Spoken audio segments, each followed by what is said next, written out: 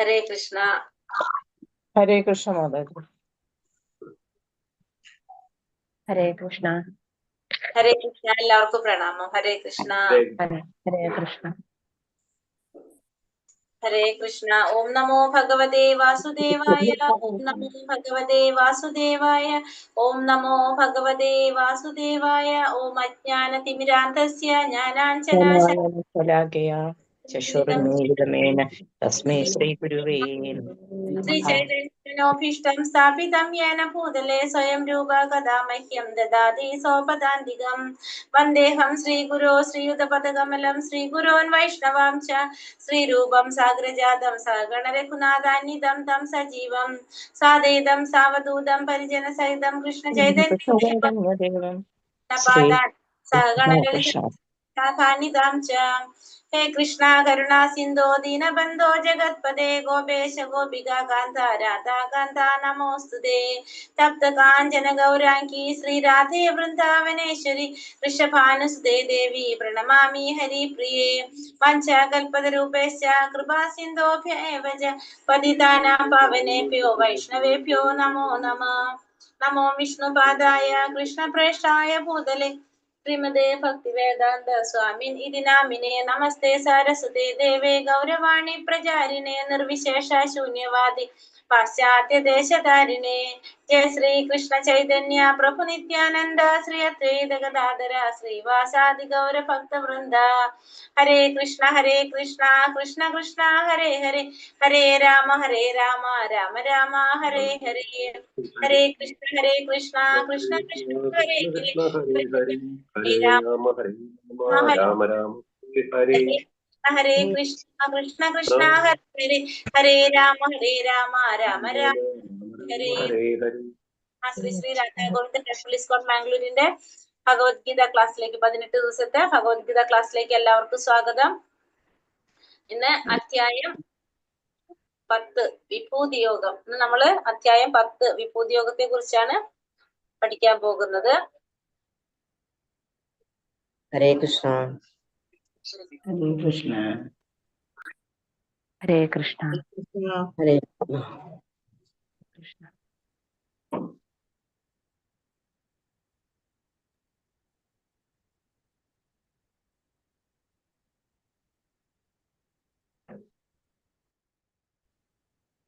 ഹരേ കൃഷ്ണ.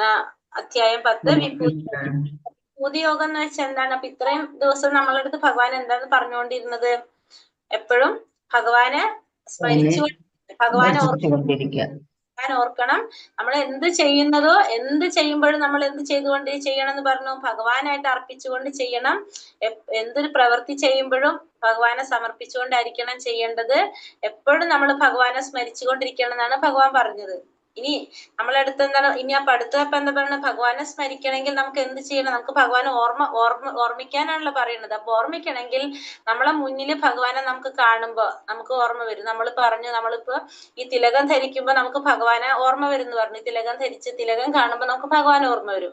അതേപോലെ തന്നെ ഈ ഭൗതിക പ്രപഞ്ചത്തില് നമ്മുടെ ഇന്ദ്രിയങ്ങൾക്ക് ഗ്രഹിക്കാൻ സാധിക്കുന്ന വിധത്തില് ഭഗവാൻ എങ്ങനെയാണ് നിറഞ്ഞു നിൽക്കുന്നത് എന്നാണ് നമുക്ക് ഈ അധ്യായത്തിൽ മനസ്സിലാക്കുന്നത്. അപ്പൊ നമ്മള് സ്വാഭാവികമായിട്ടും അതൊക്കെ കാണുമ്പോ നമുക്ക് ആരും ഓർമ്മ വരും? ഭഗവാനെ നമുക്ക് ഓർമ്മ വരും. അപ്പൊ ഈ ഭൗതിക ലോകത്തില് ഈ ഭൗതിക പ്രപഞ്ചത്തില് നമ്മുടെ ഇന്ദ്രിയങ്ങൾക്ക് ഗ്രഹിക്കാവുന്ന വിധത്തില് എങ്ങനെയാണ് ഭഗവാൻ കാണപ്പെടുന്നത്, എങ്ങനെയാണ് ഭഗവാൻ നിറഞ്ഞു നിൽക്കുന്നതാണ് ഭഗവാന്റെ വിഭൂതി യോഗം എന്ന അധ്യായത്തിലൂടെ പറഞ്ഞു തരുന്നത്. അപ്പൊ അധ്യായം 10 വിഭൂതി യോഗം.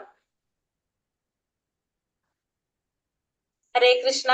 ഓം നമോ ഭഗവതേ വാസുദേവായ. ശ്രീ ഭഗവാനുവാച ഭൂയ ഏവ മഹാബാഹോ ശൃണു മേ പരമം വചഃ യത്തേഹം പ്രിയമാണായ വക്ഷ്യാമി ഹിതകാമ്യ. പരമദിവ്യോത്തമ പുരുഷൻ അരുളി ചെയ്തു, കൈക്കരുത്തുള്ള അർജുന, നീ എന്റെ സുഹൃത്തായതുകൊണ്ട് നിന്റെ നന്മയ്ക്കായി ഇനിയും ഞാൻ ജ്ഞാനം ഉപദേശിക്കാം. കേൾക്കൂ, ഇത് ഞാൻ നേരത്തെ ഉപദേശിച്ചതിലും ഉത്തമമായ ജ്ഞാനമാണ്. അപ്പൊ ഭഗവാൻ എന്തോട് അർജുനനോട് പറയണത്? കൈക്കരുത്തുള്ള അർജുന, നീ എന്റെ സുഹൃത്തായതുകൊണ്ട് നിന്റെ നന്മയ്ക്കായി ഇനിയും ഞാൻ ജ്ഞാനം ഉപദേശിക്കാം. അപ്പൊ അർജുനനോട് പറയാണ്, നീ എന്റെ സുഹൃത്തായതുകൊണ്ട് തന്നെ നിനക്ക് ഇനിയും ഞാൻ ജ്ഞാനം പറഞ്ഞു തരാം. അത് ഞാൻ നേരത്തെ ഉപദേശിച്ചതിനേക്കാളും ഉത്തമമായിട്ടുള്ള ജ്ഞാനമാണ്. അപ്പൊ നേരത്തെ ഞാൻ പറഞ്ഞതിനേക്കാളും ഉത്തമമായിട്ടുള്ള ജ്ഞാനമാണ് ഇനിയും ഞാൻ നിനക്ക് പറഞ്ഞു തരാനായിട്ട് പോകുന്നത്. അപ്പൊ നമുക്ക് സവിശേഷമായിട്ടുള്ള ഭഗവാന്റെ വിഭൂതികളെ പറ്റി, ഭക്തിക്ക് നമ്മളെ വിശ്വാസം കൂട്ടുന്നതിനെ പറ്റിയുള്ള കാര്യങ്ങളാണ് ഭഗവാൻ ഇനി പറഞ്ഞു കൊടുക്കാൻ പോകുന്നത്. അപ്പൊ അത് നേരത്തെ ഉപദേശിച്ചതിനേക്കാളും ഉത്തമമായിട്ടുള്ള ജ്ഞാനമാണ് ഇനി ഞാൻ നിനക്ക് പറഞ്ഞു തരാൻ പോകുന്നത് എന്നാണ് ഇവിടെ ആര് പറയുന്നത്? ഭഗവാൻ അർജുനനോട് പറയുന്നത്. നമേ വിദൂസുരഗണ പ്രഭവന്ന മഹർഷയഃ അഹമാദിർഹി ദേവാനാം മഹർഷീണാം ച സർവശഃ. അതിന്റെ പ്രത്യേകത എന്താണ്? എന്റെ ഉൽപ്പത്തി, വിഭൂതി എന്നിവയെ പറ്റി ദേവന്മാർക്കോ ഋഷികൾക്കോ അറിഞ്ഞുകൂടാ. ഏത് വിധത്തിലും അവരുടെ എല്ലാം ഉത്ഭവസ്ഥാനം ഞാനാണ്. അപ്പോ എന്റെ ഉൽപ്പത്തിയെ കുറിച്ച് എന്റെ ഉൽപ്പത്തിയെ കുറിച്ച് അല്ലെങ്കിൽ വിഭൂതിയെ കുറിച്ച് ദേവന്മാർക്കോ ഋഷികൾക്കോ പോലും അറിയാൻ സാധിക്കില്ല എന്നാ പറയുന്നത്. കാരണം എല്ലാവരിലേക്കാളും മുന്നാണ് ആരുടെ ഉത്ഭവസ്ഥാനം? ആരവതരിച്ചത്? ഭഗവാൻ അവതരിച്ചത്. അതിനുശേഷമാണ് പിന്നുള്ള ദേവി ദേവന്മാരൊക്കെ അവതരിച്ചിട്ടുള്ളത്, വന്നിട്ടുള്ളത്. അതുകൊണ്ട് തന്നെ പറയാണ് എന്റെ ഉത്ഭവസ്ഥാനത്തെ കുറിച്ച് അവർക്ക് ആർക്കും അറിഞ്ഞുകൂടാ. ഏതൊരു വിധത്തിലും അവരുടെ എല്ലാം ഉത്ഭവസ്ഥാനം ആര് തന്നെയാണ്? ഞാൻ തന്നെയാണ് എന്നാണ് പറയുന്നത്. അപ്പൊ നമ്മൾ ബ്രഹ്മസംഹിതയിൽ പറയുന്നുണ്ട്, ശ്രീകൃഷ്ണനാണ്, ഭഗവാനാണ് ആദി പുരുഷൻ, പരമപുരുഷനാണ്. അദ്ദേഹത്താൽ ശ്രേഷ്ഠനായിട്ട് ആരുമില്ല, കാരണങ്ങൾക്കും കാരണഭൂതനാണ് അദ്ദേഹം. അപ്പോ അദ്ദേഹത്തിന്റെ ഉൽപ്പത്തിയെ കുറിച്ച് ഋഷികൾക്കോ മറ്റുള്ള ദേവി ദേവന്മാർക്കോ ആർക്കും ഒന്നും അറിയാൻ സാധിക്കില്ല, ആർക്കും ശരിക്കും ഒന്നും അറിഞ്ഞുകൂടാ എന്നാണ് പറയുന്നത്. അപ്പൊ ഭഗവാന്റെ ഉൽപ്പത്തിയെ കുറിച്ച് ദേവി ദേവന്മാർക്കോ ഋഷികൾക്കോ ആർക്കും അറിയുന്നില്ല. ഏത് വിധത്തിലും അവരുടെ എല്ലാം ഉത്ഭവസ്ഥാനം ആര് തന്നെയാണ്? ഞാൻ തന്നെയാണ്. ഏതാം വിഭൂതി യോഗം ച മമ യോ വേത്തി തത്വതഃ സോവികൽപേന യോഗേന യുജ്യതേ നാത്ര സംശയഃ. എന്റെ വിഭൂതികളും യോഗശക്തിയും എന്തെന്ന് ശരിയായി ബോധ്യപ്പെട്ടവർ കലർപ്പില്ലാത്ത ഭക്തിയുടെ സേവനത്തിൽ മുഴുകുന്നു. ഇതിനെ യാതൊരു സംശയവുമില്ല. അപ്പൊ ഭഗവാന്റെ വിഭൂതിയെ കുറിച്ചും അതേപോലെ തന്നെ യോഗശക്തികളെ കുറിച്ചും ശരിയായി ബോധ്യപ്പെട്ടിട്ടുള്ളവർ എന്താണ്? കലർപ്പില്ലാത്ത ഭക്തിയുടെ സേവനത്തിൽ മുഴുകുന്നു എന്നതിന് യാതൊരു സംശയവുമില്ല. കാരണം ഭഗവാനെ കുറിച്ച് മനസ്സിലാക്കിയവർ, ഈശ്വരൻ മഹാനാണെന്ന് മനസ്സിലാക്കിയവർ സ്വാഭാവികമായിട്ട് എന്ത് ചെയ്യാണ്? ഭഗവാന്റെ ഭക്തിയുടെ സേവനത്തിൽ മുഴുകുന്നു. അതിന് യാതൊരു സംശയമില്ല എന്നല്ല. ഭഗവാനെ കുറിച്ചും ഭഗവാന്റെ ഉൽപ്പത്തിയെ കുറിച്ചും ഭഗവാന്റെ വിഭൂതികളെ കുറിച്ചും ഭഗവാന്റെ ശക്തികളെ കുറിച്ചും മനസ്സിലാക്കിയിട്ടുള്ളവർ എന്താണ്? ഭഗവാന്റെ ഭക്തിയുടെ സേവനത്തിൽ മുഴുകുന്നു.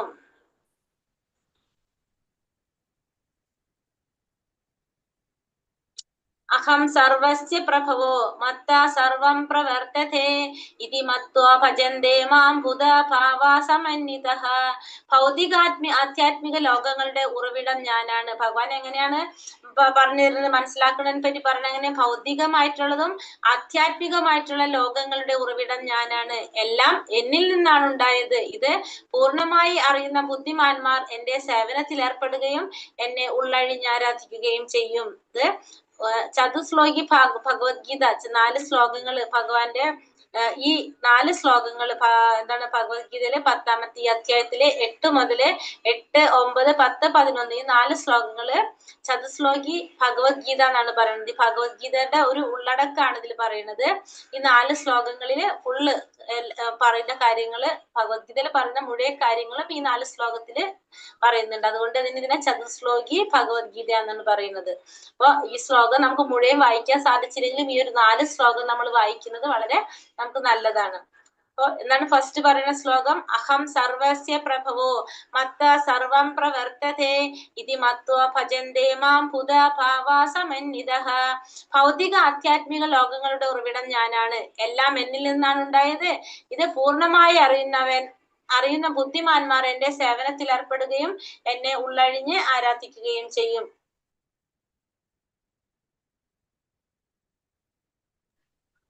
ഭൗതിക ആധ്യാത്മിക ലോകങ്ങളുടെ ഉറവിടം ഞാനാണ്. എല്ലാം എന്നിൽ നിന്നാണ് ഉണ്ടായത്. ഇത് പൂർണ്ണമായിട്ട് അറിയുന്ന ബുദ്ധിമാന്മാർ എന്റെ സേവനത്തിൽ ഏർപ്പെടുകയും എന്നെ ഉള്ളഴിഞ്ഞ് ആരാധിക്കുകയും ചെയ്യും. അപ്പൊ ആധ്യാത്മിക ലോകത്തിന്റെയും ഭൗതിക ലോകത്തിന്റെയും ഉറവിടം ആരാണ്? ഞാനാണ്. എന്നിൽ നിന്നാണ് വരുന്നത്. ഇത് പൂർണ്ണമായി അറിയുന്ന ബുദ്ധിമാന്മാർ എന്റെ സേവനത്തിൽ ഏർപ്പെടുന്നു, എന്നെ ഉള്ളഴിഞ്ഞ് ആരാധിക്കുന്നു. അപ്പൊ ഭഗവാനെ കുറിച്ച് മനസ്സിലാക്കിയത്, ഭഗവാനെ കുറിച്ചുള്ള ഒരു ജ്ഞാനം അറിഞ്ഞവര് സ്വാഭാവികമായിട്ട് എന്ത് ചെയ്യാണ്? ഭഗവാന്റെ സേവനത്തിൽ ഏർപ്പെടുന്നു, ഭഗവാനെ ഉള്ളഴിഞ്ഞ് ആരാധിക്കുകയും ചെയ്യുന്നു എന്നാണ് പറയുന്നത്. അഹം സർവസ്യ പ്രഭവോ മത്ത സർവം പ്രവർത്തതേ ഇതി മത്വാ ഭജന്തേ മാം ഹുദാ ഭാവ സമന്വിതഃ. നാരായണാത് ബ്രഹ്മ ജായതേ, നാരായണാത് പ്രജാപതി ജായതേ, നാരായണാത് ഇന്ദ്രോ ജായതേ, നാരായണ അഷ്ടൗ വസവോ ജായതേ, ജായന്തേ നാരായണ ദോദശ രുദ്രാർ ജായന്തേ, നാരായണ ദോദശ ആദിത്യ.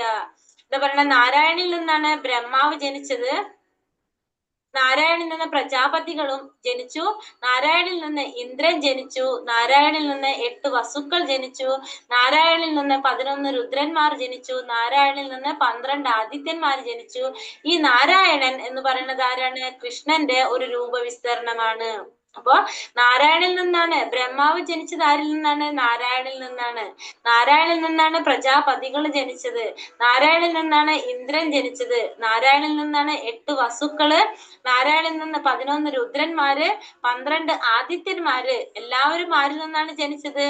എല്ലാവരും നാരായണിൽ നിന്നാണ് എല്ലാവരും ജന്മം കൊടുത്തത്. ഈ നാരായണൻ എന്ന് പറയുന്നത് ആരാണ്? കൃഷ്ണന്റെ ഒരു രൂപവിസ്തരണമാണ്. അപ്പൊ കൃഷ്ണന്റെ രൂപവിസ്തരണമാണ് നാരായണൻ. ഈ നാരായണിൽ നിന്നാണ് ബ്രഹ്മാവും പ്രജാപതികളും ഇന്ദ്രനും പിന്നെ 8 വസുക്കളും 11 രുദ്രന്മാരും 12 ആദിത്യന്മാരും എല്ലാവരും ജന്മമെടുത്തത് ആരിൽ നിന്നാണ്? ഈ നാരായണിൽ നിന്നാണ്. അപ്പൊ നാരായണൻ എന്ന് പറയുന്നത് ഭഗവാന്റെ ഒരു രൂപവിസ്തരണം. അപ്പൊ നാരായണൻ ഭഗവാന്റെ ആദ്യത്തെ രൂപവിസ്തരണമാണ് കൃഷ്ണന്റെ ബലരാമൻ. അതിനുശേഷമാണ് ബലരാമനിൽ നിന്നാണ് എന്ത് വരുന്നത്? ഇവരൊക്കെ വരുന്നത് ഇരുന്നിട്ട് സംഘർഷണ വരുന്നത്. ഒരു മിനിറ്റ്.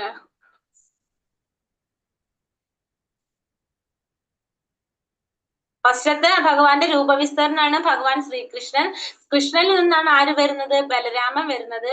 ബലരാമനിൽ നിന്ന് രൂപവിസ്തരണം ഉണ്ടാകുന്നതാണ് 4 പേരുണ്ട്. അതായത് വാസുദേവൻ, സംഘർഷണൻ, അനിരുദ്ധൻ, പ്രദ്യുമ്നൻ എന്ന് പറഞ്ഞിട്ട് 4 പേര്. ആരൊക്കെയാണ്? വാസുദേവൻ, സംഘർഷണൻ, അനിരുദ്ധൻ, പ്രദ്യുമ്നൻ എന്ന് പറഞ്ഞ 4 രൂപവിസ്തരണങ്ങൾ ഉണ്ടാണ്. അപ്പൊ ഭഗവാൻ ശ്രീകൃഷ്ണനിൽ നിന്ന് ഫസ്റ്റത്തെ രൂപവിസ്തരണം ബലരാമൻ ഉണ്ടാകുന്നു. ബലരാമനിൽ നിന്നാണ് പിന്നെ 4 വിസ്തരണങ്ങൾ ഉണ്ടാകുന്നത്. വാസുദേവൻ, സംഘർഷണൻ, അനിരുദ്ധൻ, പ്രദ്യുമ്നൻ. അതിനുശേഷം ആ സംഘർഷണിൽ നിന്ന് വീണ്ടും ആരുണ്ടാവാണ്? വീണ്ടും നാരായണൻ ഉണ്ടാവാണ്. ഈ നാരായണിൽ നിന്നാണ് പിന്നെ വീണ്ടും ആരുണ്ടാകുന്നുണ്ട്? വീണ്ടും ഈ പറഞ്ഞ വാസുദേവനും സംഘർഷണനും അനിരുദ്ധനും പ്രദ്യുമ്നനും ഉണ്ടാകുന്നു. വീണ്ടും ആ സംഘർഷണിൽ നിന്നാണ് നമ്മൾ ഇന്നലെ പറഞ്ഞിരുന്ന കാരണോദകശായി വിഷ്ണു, ഗർഭോദകശായി വിഷ്ണു, ക്ഷീരോദകശായി വിഷ്ണു ജനിക്കുന്നത്. അത് അങ്ങനെ. അപ്പൊ ഫസ്റ്റ് നമ്മൾ പറഞ്ഞു ഭഗവാൻ കൃഷ്ണനിൽ നിന്നാണ്. അപ്പൊ കൃഷ്ണനിൽ നിന്ന് വരുന്നത് ആരാണ്? ഫസ്റ്റ് വരുന്ന വിസ്തരണമാണ് ബലരാമനാണ്. ഭഗവാൻ കൃഷ്ണനിൽ നിന്ന് ഫസ്റ്റ് വരുന്ന രൂപവിസ്തരണം. ആ ബലരാമനിൽ നിന്നാണ് പിന്നെ 4 വിസ്തരണങ്ങൾ വരുന്നത്. വാസുദേവൻ, സംഘർഷണൻ, അനിരുദ്ധൻ, പ്രദ്യുമ്നൻ. ആ സംഘർഷണിൽ നിന്ന് വീണ്ടും ആര് വരാണ്?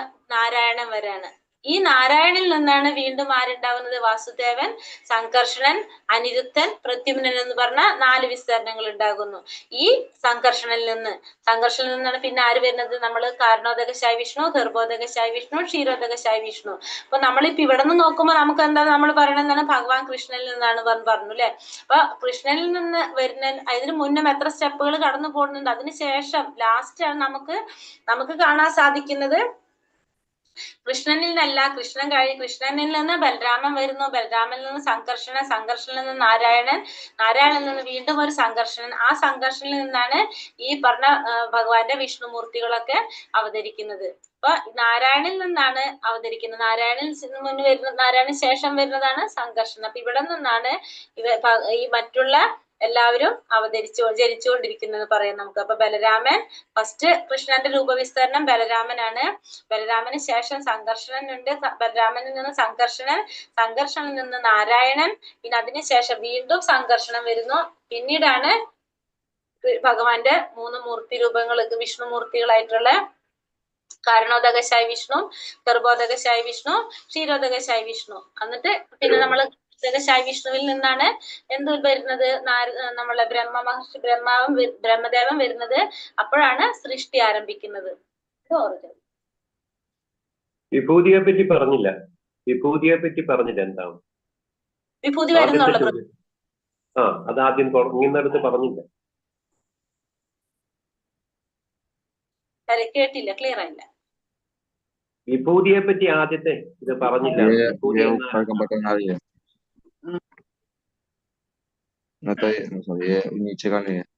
വിഭൂതി എന്നാൽ എന്താണ് അർത്ഥമാക്കുന്നത് പറഞ്ഞില്ല. ശരി മനസ്സിലായി. പറയട്ടോ, പറയും.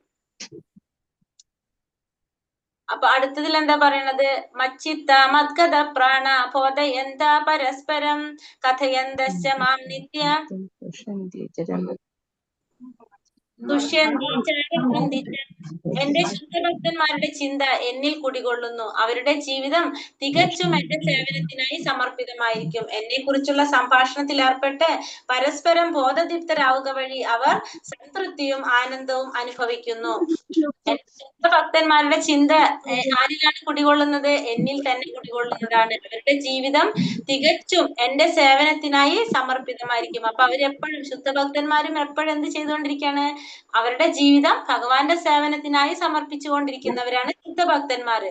എന്താ ചെയ്തുകൊണ്ടിരിക്കുന്നവര്? അവര് എന്നെ കുറിച്ചുള്ള സംഭാഷണത്തിൽ ഏർപ്പെട്ടുകൊണ്ട്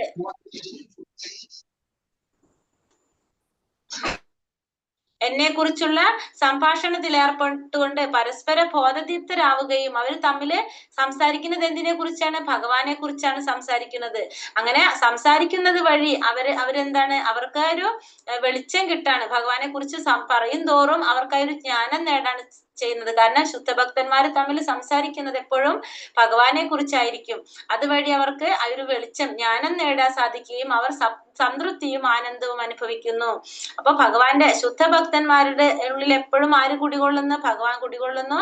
ആ ചിന്ത, അവരുടെ ചിന്ത എപ്പോഴും ആരെ കുറിച്ചായിരിക്കും? ഭഗവാനെ കുറിച്ചായിരിക്കും. അവരുടെ ജീവിതം ഭഗവാന്റെ സേവനത്തിനായിട്ട് സമർപ്പിച്ചതായിരിക്കും. അവർ പരസ്പരം കാണുമ്പോഴും സംസാരിക്കുന്നത് ഭഗവാനെ കുറിച്ചായിരിക്കും സംസാരിക്കുന്നത്. അതുവഴി അവർക്ക് ബോധദീപ്തരാകാനും സംതൃപ്തിയും ആനന്ദവും അനുഭവിക്കാനും സാധിക്കുകയാണ് ചെയ്യുന്നത്. ആധ്യാത്മിക ഭക്തിയുടെ സേവനത്തെ ജീവാത്മാവിന്റെ ഹൃദയത്തിൽ ചെയ്യുന്ന ഒരു ബീജാവാപത്തോടാണ് ചൈതന്യ മഹാപ്രഭു ഉപമിക്കുന്നത്.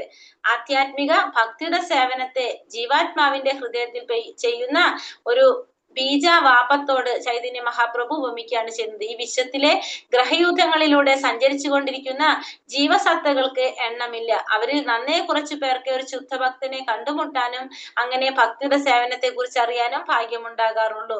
ഒരു വിത്ത് പോലെയാണ് ഈ ഭക്തിയുടെ സേവനം. ഒരു ജീവസത്തയുടെ ഹൃദയത്തിൽ ഒരു ബീജം നട്ടുകഴിഞ്ഞ ശേഷം ആ ജീവാത്മാവ് ഹരേ കൃഷ്ണ കൃഷ്ണ കൃഷ്ണ ഹരേ ഹരേ, ഹരേ രാമ രാമ രാമ ഹരേ ഹരേ എന്ന മന്ത്രോച്ചാരണം ചെയ്തുകൊണ്ടും കേട്ടുകൊണ്ടും ഇരുന്നാൽ ആ വിത്ത് മുളച്ചു വരും. അപ്പോ ആധ്യാത്മിക എന്താ പറയുന്നത്? ഭക്തിയുടെ സേവനത്തെ എന്തിനോടാണ് ഉപമിച്ചിരിക്കുന്നത്? ഒരു വിത്തിനോടാണല്ലേ ഉപമിച്ചിരിക്കുന്നത്. അതെങ്ങനെയാണ് പറയുന്നത്? അതൊരു ബീജവാപത്തോട് ഉപമിച്ചിരിക്കുകയാണ്. ആ വിശ്വത്തിലെ യൂഥങ്ങളിലൂടെ സഞ്ചരിച്ചു കൊണ്ടിരിക്കുന്ന ജീവസത്തകൾക്ക് എണ്ണമില്ല. അവരിൽ നന്നേ കുറച്ചു പേർക്ക് ഒരു ശുദ്ധഭക്തനെ കണ്ടുമുട്ടാനും അങ്ങനെ ഭക്തിയുടെ സേവനത്തെ കുറിച്ച് അറിയാനും ഭാഗ്യമുണ്ടാകാറുള്ളൂ. ഒരു വിത്ത് പോലെയാണ് ഭക്തിയുടെ സേവനം. ജീവസത്തയുടെ ഹൃദയത്തിൽ എന്താണ്? ആ വിത്ത് പാകി കഴിഞ്ഞാൽ, വിത്തിട്ട് കഴിഞ്ഞാല് ജീവാത്മാവ് എന്ത് ചെയ്തുകൊണ്ടിരിക്കുകയാണ്? ഹരേ കൃഷ്ണ മഹാമന്ത്ര ജപത്തിലൂടെ ആ വിത്ത്, ആ മന്ത്രജപം ഉച്ചാരണം കേട്ടുകൊണ്ടും ഇരുന്നു കഴിഞ്ഞാൽ ആ വിത്ത് തന്നെ മുളയ്ക്കും. ആ വിത്ത് മുളച്ചു വരുമ്പോ ആ വിത്തിന് എന്ത് ചെയ്യണം? ആ വിത്ത് പതിവായി നനച്ചുകൊണ്ടിരുന്നാൽ എന്നതുപോലെ ഭക്തിയുടെ സേവനത്തിന്റെ ആധ്യാത്മിക ചെടിയും ക്രമേണ വളർന്ന് ഭൗതിക ലോകത്തിന്റെ തോട് തുളച്ച് പരവ്യോമത്തിലെ ബ്രഹ്മജ്യോതിസോളം എത്തും. ആ പരവ്യോമത്തിൽ നിന്നും അത് വളർന്ന് ഗോലോക വൃന്ദാവനം എന്നു പേരുള്ള കൃഷ്ണന്റെ സർവോത്കൃഷ്ടമായ ലോകത്തോളം ഉയരുന്നു. അവസാനം അത് കൃഷ്ണന്റെ പാതാരവിന്ദങ്ങളെ ആശ്രയിച്ച് വിശ്രമിക്കുകയും ചെയ്യുന്നു. ഈ വിധത്തിൽ ഒരു വൃക്ഷത്തിന് ക്രമേണ പൂക്കളും കായ്കളും ഉണ്ടാകുന്നത് പോലെ ഭക്തിയുടെ സേവനമാകുന്ന ലതയും പൂക്കുകയും കായ്ക്കുകയും ചെയ്യുന്നു. അപ്പോഴും ശ്രവണ കീർത്തനങ്ങളാലുള്ള ജലസേചനം തുടർന്നു പോരണം. ചൈതന്യ ചരിതാമൃതത്തിൽ ഈ ലതയെ കുറിച്ച് വിവരിച്ചിട്ടുണ്ട്. അപ്പൊ ഇതൊരു വിത്തിനോട് ഉപമിച്ചിരിക്കുകയാണ്. ആ വിത്ത് പതിവായി നനച്ചുകൊണ്ടിരുന്നാല് ഭക്തിയുടെ സേവനത്തിന്റെ ആധ്യാത്മികമായിട്ടുള്ള ചെടിയും എന്ത് സംഭവിക്കണത്? ക്രമേണ വളർന്നുകൊണ്ടിരിക്കും. ആ വളർന്നിട്ട് ഭൗതിക ലോകത്തില് നമ്മള് നമ്മളോടല്ലേ പറഞ്ഞിരിക്കുന്നത്. അപ്പൊ നമ്മൾ എവിടെയാണ്? ഭൗതിക ലോകത്തിലാണ്. ഈ ഭൗതിക ലോകത്തിന്റെ തോട് തുളച്ചിട്ട് അതെവിടേക്ക് എത്തും? പരവ്യോമത്തിലേക്ക് വരും. പരവ്യോമം വെച്ചാൽ വൈകുണ്ഠ ലോകങ്ങൾ അല്ലെ. ആ പരവ്യോമത്തിലേക്ക് പോയിട്ട് പരവ്യോമത്തിലെ ബ്രഹ്മജ്യോതിസിലെത്തത്. ആ ബ്രഹ്മജ്യോതിസിലെത്തിയിട്ട് ആ ബ്രഹ്മവ്യോമത്തിൽ നിന്നും പരവ്യോമത്തിലും അത് വളർന്ന് എവിടേക്ക് പോകും?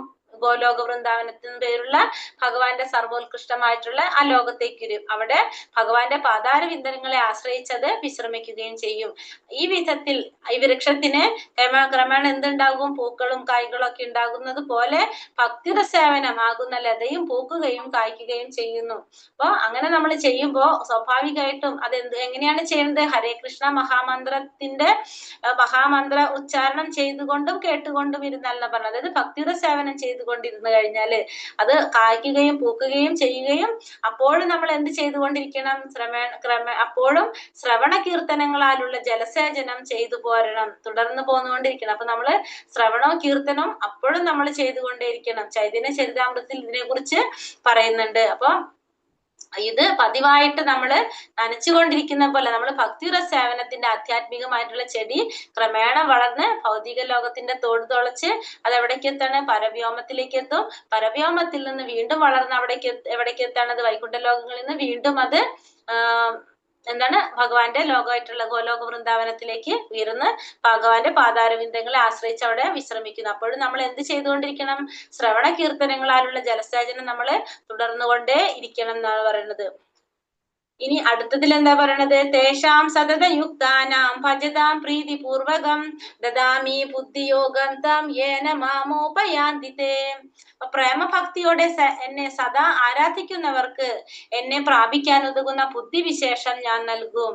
അപ്പൊ പ്രേമഭക്തിയോടെ ആരാണോ എന്നെ ആരാധിക്കുന്നത് എന്നെ പ്രാപിക്കാൻ ഉതകുന്ന ബുദ്ധിവിശേഷം അവർക്ക് നൽകും. ആരാണോ ഭഗവാനെ സദാ ആരാധിക്കുന്നവര്, എങ്ങനെയാണ് ആരാധിക്കേണ്ടത്? പ്രേമഭക്തിയോടെ എന്നെ ആരാധിക്കുന്നത് ആരാണോ അവർക്ക് വേണ്ടുന്ന ബുദ്ധിവിശേഷം ഞാൻ നൽകുന്നതാണ് ഇവിടെ ഭഗവാൻ പറയുന്നത്. അപ്പൊ ഭക്തിയോടെ ഭഗവാൻ ആരാധിക്കുന്നവർക്ക് ഭഗവാൻ അതിനു വേണ്ട ബുദ്ധിവിശേഷം നൽകും. വിശ്വാസനായ ഒരു ആധ്യാത്മിക ഗുരുവുണ്ടായാലും ഒരു ആധ്യാത്മിക സംഘടന ഉൾപ്പെട്ടാലും ശരി, മുന്നേറാൻ ഉതകുന്ന ബുദ്ധിശക്തി ഒരാൾക്ക് ഇല്ലെങ്കിൽ അയാൾക്ക് കൃഷ്ണൻ അന്തര്യാമിയായി ഉപദേശങ്ങൾ നൽകുന്നു. അപ്പോ നമുക്കൊരു വിശ്വാസിനായ ഒരു ഗുരു ഉണ്ടാവണം അല്ലെ. ഒരു ഗുരുവിലൂടെ മാത്രം നമുക്ക് എന്ത് സാധിക്കുന്നത്? ഭഗവാനെ കുറിച്ച് അറിയാനായിട്ട് സാധിക്കുന്നത്. നമുക്ക് അറിയാനായിട്ട് കാര്യങ്ങൾ പറഞ്ഞു തരാനായിട്ട് ഒരു ഗുരുവിന്റെ സഹായം നമുക്ക് ആവശ്യമാണെങ്കിൽ മാത്രമേ നമുക്ക് മുന്നേറാനായിട്ട് സാധിക്കുന്നുള്ളൂ. അതിനുള്ളൊരു അങ്ങനെ ഉൾപ്പെട്ടാലും ഇല്ലെങ്കിൽ ഒരു ഗുരു ഉണ്ടായാലും ഒരു ശരി മുന്നേറാൻ ഒതുങ്ങുന്ന ബുദ്ധിശക്തി അയാൾക്ക് ഇല്ലെങ്കിൽ അയാൾക്ക് മുന്നിലോട്ട് പോകാനുള്ള ബുദ്ധിശക്തി ഇല്ല എന്ന് വിചാരിക്കും. ഒരു ഗുരുവിനെ കിട്ടില്ല, അല്ലെങ്കിൽ ഒരു ആധ്യാത്മികമായിട്ടുള്ളൊരു നമുക്ക് എല്ലാ കാര്യങ്ങളും പറഞ്ഞു തരുന്ന സംഘടനയിൽ നമുക്ക് ഉൾപ്പെടാൻ സാധിച്ചില്ലെങ്കിൽ അയാൾക്ക് കൃഷ്ണൻ എന്ത് ചെയ്യാണ്? അന്തര്യാമിയായിരുന്നു ഉപദേശങ്ങൾ നൽകുന്നു. കാരണം നമ്മളുടെ ഉള്ളിലെല്ലാം ആരുണ്ട്? ചൈത്യഗുരുവായിട്ട് ഭഗവാൻ നമ്മളുടെ എല്ലാവരുടെ ഹൃദയത്തിൽ ഇരിക്കുന്നുണ്ട്. പരമാത്മാ രൂപത്തിലിരിക്കുന്ന ഭഗവാൻ അന്തര്യാമിയായി നമുക്ക് എന്ത് തരാണ്? ഉപദേശങ്ങൾ നൽകാണ് ചെയ്യുന്നത്. അപ്പോ നമുക്ക് വേണ്ട നിർദ്ദേശങ്ങൾ നമുക്ക് തരാനായിട്ടൊരു മാർഗനിർദ്ദേശം നൽകാൻ സാധിക്കുന്ന ഒരു വ്യക്തി നമുക്ക് ഇല്ലെങ്കിൽ തന്നെ നമുക്ക് ആര് നിർദ്ദേശം നൽകാണ്? അന്തര്യാമിയായിരുന്ന് ഭഗവാൻ നമുക്ക് ഉപദേശങ്ങൾ നൽകുന്നു. അങ്ങനെ ആ ഭക്തനും അവസാനത്തിൽ പ്രയാസം കൂടാതെ ഭഗവാനിൽ എത്തിച്ചേരാനായിട്ട് സാധിക്കും. നിരന്തരം കൃഷ്ണാവബോധത്തോടെ ജീവിക്കുകയും പ്രേമഭക്തിയോടെ കൃഷ്ണന്റെ സേവനം ചെയ്യുകയുമാണ് ആവശ്യമായ യോഗ്യത. ഭക്തൻ കൃഷ്ണന് വേണ്ടി എന്തെങ്കിലും പ്രവർത്തിക്കണം. അപ്പൊ അതിനുള്ളൊരു യോഗ്യത എന്തുമാത്രാണ്? കൃഷ്ണൻ അന്തര്യാമിയായിട്ട് നമുക്ക് ഉപദേശം തരുന്നു പറഞ്ഞു അല്ലെ. അതിന് വേണ്ട യോഗ്യത എന്താണ്? നമ്മൾ എന്ത് ചെയ്തുകൊണ്ടിരിക്കണം? നിരന്തരം കൃഷ്ണാവബോധത്തോടെ ജീവിക്കുക, പ്രേമഭക്തിയോടെ ഭഗവാന്റെ സേവകൾ ചെയ്തുകൊണ്ടിരിക്കുക. അത് മാത്രമാണ് യോഗ്യത. രണ്ട് കാര്യം: ഒന്ന്, കൃഷ്ണാവബോധത്തോടെ നമ്മൾ ജീവിക്കുക, പ്രേമഭക്തിയോടെ ഭഗവാന്റെ സേവനം ചെയ്തുകൊണ്ടിരിക്കുക. അതാണ് ആവശ്യമായിട്ടുള്ള യോഗ്യത. ഭക്തൻ കൃഷ്ണന് വേണ്ടിയിട്ട് എന്തെങ്കിലും പ്രവർത്തിച്ചു. അപ്പൊ ഭക്തന്മാർ എപ്പോഴും എന്ത് ചെയ്യണം? ഭഗവാന് വേണ്ടിയിട്ട് എന്തെങ്കിലും സേവ ചെയ്തുകൊണ്ടിരിക്കണം. എങ്കിൽ നമുക്ക് എന്താണ്? നമ്മളെ ഉള്ളിലിരിക്കുന്ന ചൈത്യഗുരുവായിരിക്കുന്ന ഭഗവാൻ നമുക്ക് അന്തര്യാമിയായി നമുക്ക് വേണ്ട നിർദ്ദേശങ്ങളും ഉപദേശങ്ങളും തന്നുകൊണ്ടിരിക്കുക. അപ്പൊ കൃഷ്ണാവബോധത്തോടെ ജീവിക്കുക, പ്രേമഭക്തിയോടെ ഭഗവാന്റെ സേവനം ചെയ്തുകൊണ്ടിരിക്കുക. അതാണ് ഭഗവാൻ പറയുന്ന യോഗ്യത. അങ്ങനെ ചെയ്തുകൊണ്ടിരിക്കുന്നവർക്ക് ഭഗവാൻ വേണ്ട നിർദ്ദേശങ്ങൾ അല്ലെങ്കിൽ ഉപദേശങ്ങൾ നൽകിക്കൊണ്ടിരിക്കും. ഇത് പ്രേമപൂർവമാവുകയും വേണം. ആത്മസാക്ഷാത്കാരത്തിന്റെ മാർഗത്തിൽ മുന്നോട്ട് പോകാൻ തക്ക ബുദ്ധിശക്തി ഇല്ലെങ്കിലും ഭക്തിപൂർവമായ ഭഗവത് സേവനത്തിൽ നിർവ്യാജം ഏർപ്പെട്ടുകൊണ്ടിരുന്നാൽ അയാൾക്ക് പുരോഗതിക്കും ഭഗവത് സന്നിധി പോകുന്നതിനുമുള്ള അവസരം കൃഷ്ണൻ നൽകും. അപ്പൊ ആത്മസാക്ഷാത്കാരത്തിന്റെ മാർഗത്തിൽ മുന്നോട്ട് പോകാനുള്ള തക്ക ബുദ്ധിശക്തി ഇല്ലെങ്കിലും അപ്പൊ അതിന് നമുക്ക് ആത്മസാക്ഷാത്കാരത്തിന്റെ മുന്നിലോട്ട് പോകാനായിട്ട് ആ ഒരു ജ്ഞാനം നേടാനോ അത് മനസ്സിലാക്കാനുള്ള ബുദ്ധിശക്തി നമുക്ക് ഇല്ലെങ്കിൽ തന്നെ ഭക്തിപൂർവമായിട്ടുള്ള ഭഗവത് സേവനം ചെയ്യുന്നതിൽ ഏർപ്പെട്ടുകൊണ്ടിരുന്നു കഴിഞ്ഞാൽ, ഭക്തിപൂർവം ഭഗവാന്റെ സേവനം ചെയ്തുകൊണ്ടിരുന്നാൽ അയാൾക്ക് പുരോഗതിക്കും ഭഗവാന്റെ സന്നിധി പോകാനുള്ള അവസരം ആര് നൽകാണ്? ഭഗവാൻ നൽകുന്നു പറയുന്നത്. അപ്പൊ നമുക്ക് ഈ ഭഗവാനെ കുറിച്ചുള്ള ഒരു ജ്ഞാനം നേടാനുള്ള ഒരു ബുദ്ധി ഇല്ല, നമുക്കത് മനസ്സിലാക്കാൻ സാധിക്കുന്നില്ലെങ്കിൽ കൂടി നമുക്ക് എന്തിന്റെ പ്രോബ്ലം ഇല്ല, നമുക്ക് വിഷമിക്കേണ്ട ആവശ്യമുണ്ടല്ലോ. കാരണം നമ്മളുടെ ഉള്ളിലിരിക്കുന്ന പരമാത്മാ രൂപത്തിലിരിക്കുന്ന ഭഗവാൻ എല്ലാതും അറിയാം. അതുകൊണ്ട് തന്നെ ചൈത്യഗുരുവായിരിക്കുന്ന ആ ഭഗവാൻ നമുക്ക് എന്ത് ചെയ്യാം, അതിനുള്ള അവസരങ്ങൾ നമുക്ക് നൽകിക്കൊണ്ടിരിക്കും. പുരോഗതിക്ക് വേണ്ടിയിട്ട് ഭഗവാന്റെ സന്നിധി പോകാനായിട്ടുള്ള അവസരങ്ങൾ ഭഗവാൻ തന്നെ നമുക്ക് നൽകുന്ന പറഞ്ഞു. അതിന് നമുക്ക് യാതൊരു രീതിയിലും നമുക്ക് വിഷമിക്കേണ്ട ആവശ്യം ഉണ്ടാവില്ല. എല്ലാവർക്കും അതിനുള്ള ബുദ്ധി ഭഗവാൻ തരും. തേഷാമേവാനുകമ്പാർത്ഥ അഹമജ്ഞാനജം തമഃ നാശയാമ്യാത്മഭാവസ്ഥജ്ഞാനദീപേന ഭാസുത. ഇനിയോ അവരിൽ സവിശേഷ അനുകമ്പയോടെ ഞാൻ ഹൃദയസ്ഥനായിട്ട് ജ്ഞാനദീപം കൊണ്ട് അവരുടെ അജ്ഞാനജന്യമായ തപസ്സിനെ അകറ്റുന്നു. ഇനി എന്താ ചെയ്യണത്? അവരില് സവിശേഷ അനുകമ്പയോടെ ഞാൻ അവരിൽ ഹൃദയസ്ഥനായിക്കൊണ്ട് ജ്ഞാനദീപം കൊണ്ട് അവരുടെ അജ്ഞാനജന്യമായ തപസ്സിനെ അകറ്റുന്നു. അപ്പൊ അവരുടെ ഉള്ളില് ഹൃദയസ്ഥനായിക്കൊണ്ട് ഭഗവാൻ എന്ത് ചെയ്യണം? ജ്ഞാനം തെളിയിക്കുകയാണ് അവിടെ ചെയ്യുന്നത്. ജ്ഞാനദീപം കൊണ്ട് അവരുടെ ഉള്ളിലെ ആ ഇരുട്ടിനെ അകറ്റിക്കളയാണ് ചെയ്യുന്നത്. അപ്പൊ സവിശേഷ അനുകമ്പയോടെ അവരിൽ ഹൃദയസ്ഥനായിക്കൊണ്ട് ജ്ഞാനദീപം കൊണ്ട് അവരുടെ അജ്ഞാനജന്യമായ തപസ്സിനെ അകറ്റുന്നു. അപ്പൊ ചതുശ്ലോകി ഭഗവത്ഗീതയിൽ എന്താ പറയുന്നത്? ഒന്ന് പറഞ്ഞോ. അഹം സർവസ്യ പ്രഭവോ മത്വാ സർവം പ്രവർത്തതേ ഇതി മത്വാ ഭജന്തേ മാം പുതാ ഭാവാ സമന്വിത. അപ്പൊ ഭൗതിക ലോകങ്ങളുടെ ഉറവിടം ഞാനാണ്, എല്ലാം എന്നിൽ നിന്നാണ് ഉണ്ടായത്. ഇത് പൂർണ്ണമായി മനസ്സിലാക്കുന്ന ബുദ്ധിമാന്മാർ എന്നെ ഉള്ളഴിഞ്ഞ് ആരാധിക്കുകയും ചെയ്യുന്നവർ അല്ലെ, എന്നെ ഉള്ളഴിഞ്ഞ് ആരാധിക്കും സേവിക്കുകയും ചെയ്യും. അപ്പൊ ഭൗതിക ആധ്യാത്മിക ലോകങ്ങളുടെ ഉറവിടം ഭഗവാനാണ്. ഇത് മനസ്സിലാക്കി കഴിഞ്ഞിട്ടുള്ള ബുദ്ധിമാന്മാര് ഭഗവാനെ ഉള്ളഴിഞ്ഞ് ആരാധിക്കുകയും സേവിക്കുകയും ചെയ്യുന്നെന്ന് ഒന്നാമത്തെ ശ്ലോകത്തിൽ പറഞ്ഞു. അടുത്ത ശ്ലോകത്തിൽ എന്താ പറഞ്ഞത്? എന്റെ എല്ലാ ശുദ്ധഭക്തന്മാരും എന്നിൽ കുടികൊള്ളുന്നു. അവരുടെ ജീവിതം തികച്ചും എങ്ങനെയാണ്? എന്റെ സേവനത്തിനായി സമർപ്പിതമായിരിക്കും. എന്നെ കുറിച്ചുള്ള സംഭാഷണത്തിൽ ഏർപ്പെട്ട് അവര് പരസ്പരം ബോധദീപ്തരാവുകയും ആനന്ദം അനുഭവിക്കുകയും സംതൃപ്തി അനുഭവിക്കുകയും ചെയ്യുന്നു എന്ന് പറഞ്ഞു. രണ്ടാമത്തെ എന്താ പറഞ്ഞത്? അതായത് ചതുശ്ലോകി ഭഗവത്ഗീതയിൽ പറയുന്ന 4 ശ്ലോകങ്ങളാണ് പറയുന്നത്. അപ്പൊ ഒന്ന് ഫസ്റ്റത്തേല് പറഞ്ഞു എല്ലാത്തിന്റെ ഉറവിടം ഭഗവാനാണ്. അത് മനസ്സിലാക്കുന്നവരെന്ത് ചെയ്യും? അത് എന്നിൽ നിന്നാണ് എല്ലാം ഉണ്ടായത്. ഇത് പൂർണ്ണമായിട്ട് അറിയുന്ന ബുദ്ധിമാന്മാര് എന്റെ സേവനത്തിൽ ഏർപ്പെട്ടുകൊണ്ടിരിക്കും, എന്നെ ഉള്ളഴിഞ്ഞ് ആരാധിച്ചു കൊണ്ടിരിക്കും എന്ന് പറഞ്ഞു. രണ്ടാമത്തേല് പറഞ്ഞത് എല്ലാ ശുദ്ധ ഭക്തന്മാരും ആരിൽ കുടികൊള്ളാണ്? എന്നിൽ കുടികൊള്ളാണ്. അവരുടെ ജീവിതം തികച്ചും എന്റെ സേവനത്തിനായി സമർപ്പിതമായിരിക്കും. എന്നെ കുറിച്ചുള്ള സംഭാഷണത്തിൽ ഏർപ്പെട്ടുകൊണ്ട് അവരെന്ത് ചെയ്യണം? പരസ്പരം ബോധദീപ്തരാവുകയും സംതൃപ്തിയും ആനന്ദവും അനുഭവിക്കുകയും ചെയ്യുന്നു പറഞ്ഞു. രണ്ടാമത്തേതിൽ പറഞ്ഞു. മൂന്നാമത്തെ ശ്ലോകത്തിൽ എന്താ പറഞ്ഞത്? അങ്ങനെ പ്രേമഭക്തിയോടെ ഭഗവാനെ സദാ ആരാധിക്കുന്നവർക്ക് എന്നെ പ്രാപിക്കാനുള്ള ബുദ്ധിവിശേഷം ഭഗവാൻ നൽകുന്നു. അപ്പൊ പ്രേമഭക്തിയോടെ ഭഗവാൻ എപ്പോഴും ആരാധിച്ചു കൊണ്ടിരിക്കുമ്പോ എങ്ങനെയാണ് ഭഗവാനെ പ്രാപിക്കേണ്ടത് എന്നുള്ളൊരു ബുദ്ധി ആര് തന്നെയാണ് നൽകുന്നത്? ഭഗവാൻ തന്നെ നൽകുന്നു പറഞ്ഞു. ഇനി അങ്ങനെ സവിശേഷ അനുകമ്പയോടെ അവരിൽ ഹൃദയസ്ഥനായിട്ട് എന്താ ചെയ്യണം ഭഗവാൻ? അവരിലെ ജ്ഞാനദീപം തെളിച്ചുകൊണ്ട് അവരുടെ അജ്ഞാനജന്യമായിട്ടുള്ള തമസിനെ അകറ്റിക്കളയും ചെയ്യും. അപ്പൊ അവരിൽ ജ്ഞാനദീപം തെളിച്ച് അവരുടെ ഉള്ളിലെ ഇരുട്ടിനെ അകറ്റിക്കളയുകയും ചെയ്യുന്നു. അങ്ങനെ 4 ശ്ലോകം ചതുശ്ലോകി ഭഗവത്ഗീത നമ്മൾ പറഞ്ഞത്. ജീവിതത്തിനു വേണ്ടുന്ന ഭൗതിക ആവശ്യങ്ങളെ പറ്റി ഭക്തൻ വിഷമിക്കേണ്ടതില്ല, ഉത്കണ്ഠയും വേണ്ട. ഹൃദയത്തിലെ അന്ധകാരം നീങ്ങിപ്പോയാൽ ഭക്തന്റെ സേവനത്താൽ സന്തുഷ്ടനായ ഭഗവാൻ ആവശ്യങ്ങളെല്ലാം നിറവേറ്റി കൊടുക്കും. ഇതാണ് ഭഗവത്ഗീതയിലെ ഉപദേശങ്ങളുടെ സാരാംശം. ഭഗവത്ഗീത പഠനം വഴി ഒരാൾക്ക് ഭഗവാനെ സ്വയം സമർപ്പിതനായി തീരുവാൻ കഴിയും. ഭക്തിപൂർവ്വം കൃഷ്ണന്റെ സേവനത്തിൽ മുഴുകുകയും ചെയ്യാം. സർവവും ഭഗവാൻ ഏറ്റെടുക്കുന്നതോടെ ഭക്തൻ ഭൗതിക പ്രയത്നങ്ങളിൽ നിന്നെല്ലാം തികച്ചും മുക്തനാകുന്നു. അപ്പൊ ഈ ജീവിതത്തിന്റെ ഭൗതികമായ ആവശ്യങ്ങളെ പറ്റിയിട്ട് ആര് വിഷമിക്കേണ്ട ആവശ്യമില്ല, ഭക്തന്മാര് വിഷമിക്കേണ്ടത് ആവശ്യമില്ല. എങ്ങനെയാണെങ്കിലാണ് നമ്മള് എല്ലാം ഭഗവാന് സമർപ്പിച്ചു കഴിഞ്ഞാൽ അല്ലെ, ഉത്കണ്ഠയും വേണ്ട. കാരണം ഹൃദയത്തിലെ അന്ധകാരം നമ്മളെ നീങ്ങിപ്പോയി കഴിഞ്ഞാൽ ഭക്തന്റെ സേവനത്താൽ സന്തുഷ്ടനായിട്ടുള്ള ഭഗവാൻ ആവശ്യങ്ങളെല്ലാം നിറവേറ്റി കൊടുക്കും. അപ്പൊ നമ്മളെ ഹൃദയത്തിലെ അന്ധകാരം നീങ്ങിക്കഴിഞ്ഞാൽ നമുക്ക് വേണ്ട എല്ലാ സേവനങ്ങളും ആര് ചെയ്തു തരാണ്? ഭഗവാൻ ചെയ്തു തരാണ്. നമ്മളുടെ ആവശ്യങ്ങളെല്ലാം ഭഗവാൻ നിറവേറ്റി തരുന്ന പറയണത്. നമ്മൾ ഉത്കണ്ഠയും ആവശ്യമില്ല. ഹൃദയത്തിൽ അന്ധകാരം നീങ്ങിപ്പോയി കഴിഞ്ഞാൽ ഭക്തന്റെ സേവനത്തിൽ സന്തുഷ്ടനായിട്ടുള്ള ഭഗവാൻ നമുക്ക് വേണ്ട എല്ലാ ആവശ്യങ്ങളും നിറവേറ്റി തരും. അതാണ് എന്തില് സാരാംശം പറയുന്നത്? ഭഗവത്ഗീത ഉപദേശങ്ങളുടെ സാരം. ആ ഭഗവത്ഗീത പഠനം വഴി ഒരാൾക്ക് ഭഗവാന് സ്വയം സമർപ്പിതമായി തീരുവാനായിട്ട് സാധിക്കും. അപ്പൊ ഭഗവാൻ എങ്ങനെയാണ് സ്വയം സമർപ്പിതമാകണ്ടേ എന്നുള്ളത് നമുക്ക് എന്തിലൂടെ മനസ്സിലാക്കാം? ഭഗവത്ഗീതയിലൂടെ മനസ്സിലാക്കാം. ഭക്തിപൂർവ്വം കൃഷ്ണന്റെ സേവനത്തിൽ മുഴുകുകയും ചെയ്യാം. സർവവും ഭഗവാൻ ഏറ്റെടുക്കുന്നതോടെ ആ ഭക്തൻ എന്താണ്?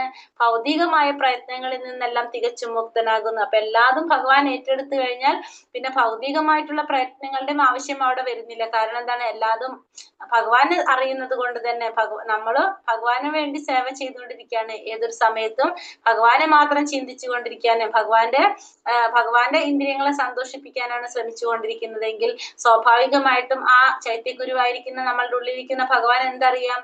നമ്മളെ കുറിച്ച് മനസ്സിലാക്കാനായിട്ട് സാധിക്കും. അപ്പൊ നമ്മളുടെ ഉള്ളില് എന്താണോ ചിന്തിക്കുന്നത് അതിനനുസരിച്ച് നമുക്ക് വേണ്ട കാര്യങ്ങൾ തരാനായിട്ട് ആർക്ക് സാധിക്കും? ഭഗവാന് സാധിക്കും. നമ്മൾ പറഞ്ഞു എന്നല്ലേ, നമുക്ക് വേണ്ടതെല്ലാം ഭഗവാൻ തരികയും ചെയ്യും, നമുക്കുള്ളതെല്ലാം ഭഗവാൻ നിലനിർത്തുകയും ചെയ്യുന്നു. അപ്പൊ നമ്മള് ഭഗവാന്റെ സേവനത്തിനായിട്ട് നമ്മൾ ചെലവാക്കി സമയം മാറ്റി വെച്ച് കഴിഞ്ഞാൽ, നമ്മൾ അതിനു വേണ്ടിയിട്ടാണ് നമ്മൾ മുൻതൂക്കം കൊടുത്ത് ചെയ്തുകൊണ്ടിരുന്നാൽ അതിന് സന്തുഷ്ടനായിട്ടുള്ള ഭഗവാൻ നമുക്ക് വേണ്ട എല്ലാ ആവശ്യങ്ങളും ഭഗവാൻ തന്നെ നിറവേറ്റി തരുന്നുള്ളത് നമുക്ക് ഇതിന്ന് മനസ്സിലാക്കാം. അർജുന ഉവാച പരം ബ്രഹ്മ പരം ധാമ പവിത്രം പരമം ഭവാൻ പുരുഷം ശാശ്വതം ദിവ്യം ആദിദേവാമജം വിഭൂം ആഹുസ്ത്വാമൃഷയാ സർവേ ദേവർഷിർനാരദസ്തഥാ അസിതോ ദേവലോ വ്യാസ സ്വയം ചൈവാബ്രവീഷിമേ. അർജുനൻ പറഞ്ഞു, അങ്ങ് പരമദിവ്യോത്തമ പുരുഷനാണ്. പരമമായ ധാമവും പവിത്രമായതും നിരപേക്ഷ തത്വവും ഭഗവാൻ തന്നെ. സനാതനും അഭൗതികനും ആദിപുരുഷനും അജനും മഹാനുമാണ്. അങ്ങനെ ദേവർഷിയായ നാരദനും അസിതൻ, ദേവലൻ, വ്യാസൻ മുതലായ എല്ലാ ഋഷികളും ഊന്നി പറയുന്നു. ഇപ്പോൾ അങ്ങ് സ്വയം എന്നോട് ഇത് വ്യക്തമായി പറയുകയും ചെയ്യുന്നു. അപ്പൊ എന്താ പറയുന്നത്? അർജുനൻ എന്താ പറയുന്നത്? പരം ബ്രഹ്മ പരം ധാമ പവിത്രം പരമം ഭവാൻ. ഭഗവാനെ വിശേഷിപ്പിക്കുകയാണ് അല്ലെ. അങ്ങ് ആരാണ്? പരം ബ്രഹ്മമാണ്, പരം ധാമം പവിത്രം പരമം ഭവാൻ പുരുഷം ശാശ്വതം ദിവ്യം ആദിദേവാമജം വിഭൂം എന്ന് പറഞ്ഞപ്പോ അങ്ങ് പവിത്രമായതും നിരപേക്ഷ തത്വവും ഭഗവാൻ തന്നെയാണ്. പരമമായ ധാമവും അങ്ങ് തന്നെയാണ്. അങ്ങ് പരമദിവ്യോത്തമ പുരുഷനാണ്. സനാതനും അഭൗതികനും ആദിപുരുഷനും അജനും മഹാനുമാണ് അങ്ങന്ന്. ആര് പറഞ്ഞു എന്നാ പറഞ്ഞത്? ആരൊക്കെ പറഞ്ഞത്? ദേവർഷിയായിട്ടുള്ള നാരദനും അസിതൻ, ദേവലൻ, വ്യാസൻ തുടങ്ങിയ എല്ലാ ഋഷികളും ഊന്നി പറയുന്നു. ഇപ്പോൾ അങ്ങ് സ്വയം ഇത് എന്നോട് വ്യക്തമായി പറയുകയും ചെയ്യുന്നു. അപ്പൊ ഭഗവാൻ അർജുനൻ എന്താണ്? അർജുനൻ ഇപ്പൊ ഭഗവാനെ കുറിച്ച് അറിയും തോറും ഭഗവാന്റെ ആ കാര്യങ്ങൾ മനസ്സിലാക്കും തോറും അർജുനന് ഭഗവാനോടുള്ള ഒരു ഭക്തി കൂടിക്കൊണ്ട് വരാണ് അല്ലെ. അറിയും തോറും ആ ഒരു ഭക്തി കൂടി വരണം. അപ്പൊ പറയാണ്, അങ്ങ് പരബ്രഹ്മമാണ്, പിന്നെ പരമമായ ധാമവും പിന്നെന്താണ് പവിത്രമായത് നിരപേക്ഷ തത്വവും അങ്ങ് തന്നെയാണ്. സനാതനും അഭൗതികനും ആദിപുരുഷനും അജനും മഹാനുമാണ് അങ്ങന്ന്. ദേവർഷിയായ നാരദൻ, അസിതൻ, ദേവലൻ, വ്യാസൻ മുതലായ എല്ലാ ഋഷികളും ഊന്നി പറയുന്നു. ഇപ്പോൾ അങ്ങ് സ്വയം എന്നോടത് വ്യക്തമായി പറഞ്ഞു തരാണ്. എന്ത്? അങ്ങ് ആരാണെന്ന്? പരബ്രഹ്മമാണെന്ന് മനസ്സിലാക്കാണ്. അർജുനന് ഓരോ അറിയും തോറും എന്താണ്? ഭഗവാനോടുള്ള ഒരു ഭക്തി കൂടിക്കൊണ്ടിരിക്കുകയാണ്. പിന്നെ എന്താ പറയണത്? വിസ്തരേണാത്മനോ യോഗം വിഭൂതിം ച ജനാർദ്ദന ഭൂയ കഥയ തൃപ്തിർഹി തൃണത്തോ നാസ്തി മേ മൃതം.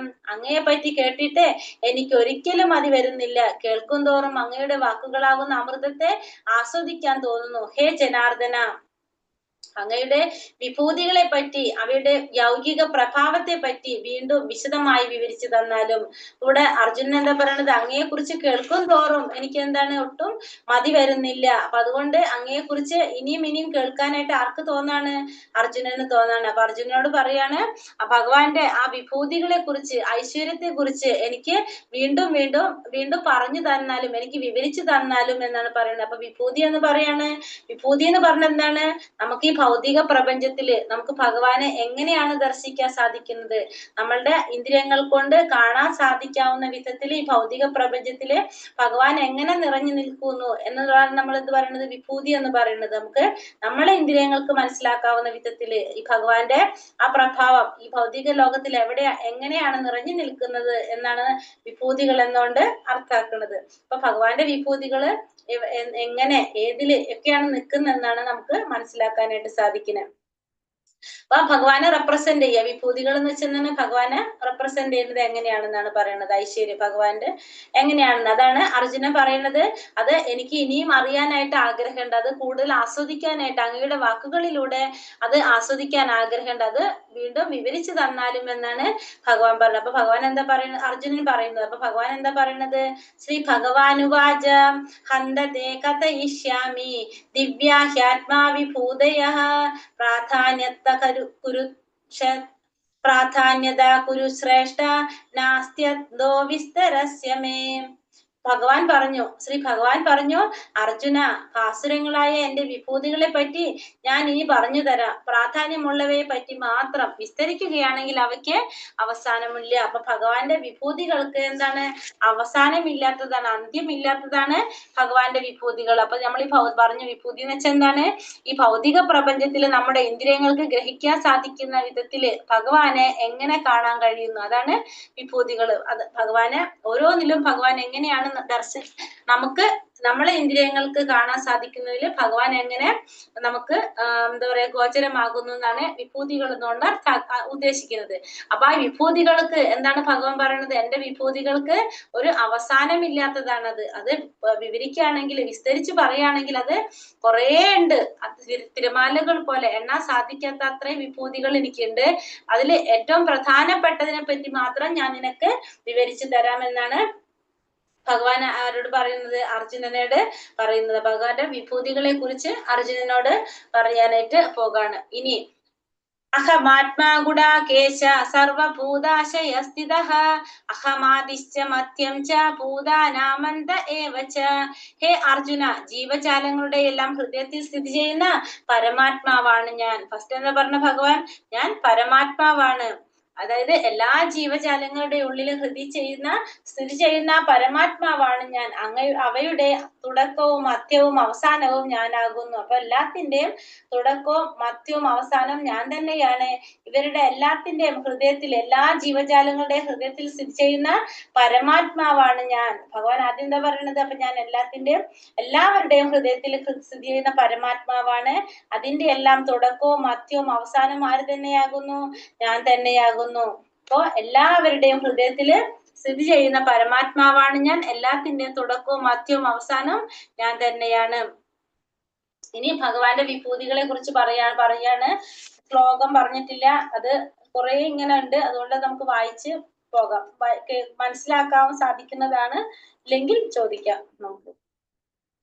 ഫസ്റ്റ് എന്താ പറയണത്, ആദിത്യന്മാരുടെ കൂട്ടത്തിൽ വിഷ്ണുവും ജ്യോതിസ്സുകളിൽ ദീപ്തിമത്തായ സൂര്യനും മരുത്തുക്കളിൽ മരീചിയും നക്ഷത്രങ്ങളിൽ ചന്ദ്രനുമാണ് ഞാൻ. അപ്പൊ ഒന്നാമത്തെ ഫസ്റ്റത്തിൽ ഭഗവാൻ പറയുന്നതാണ്, ആദിത്യന്മാരുടെ കൂട്ടത്തിൽ ആരാണ് ഞാൻ, വിഷ്ണു ആണ്. 12 ആദിത്യന്മാരുണ്ട്. ആ 12 ആദിത്യന്മാരിൽ മുഖ്യൻ ആരാണെന്ന് പറയുന്നത്, വിഷ്ണു.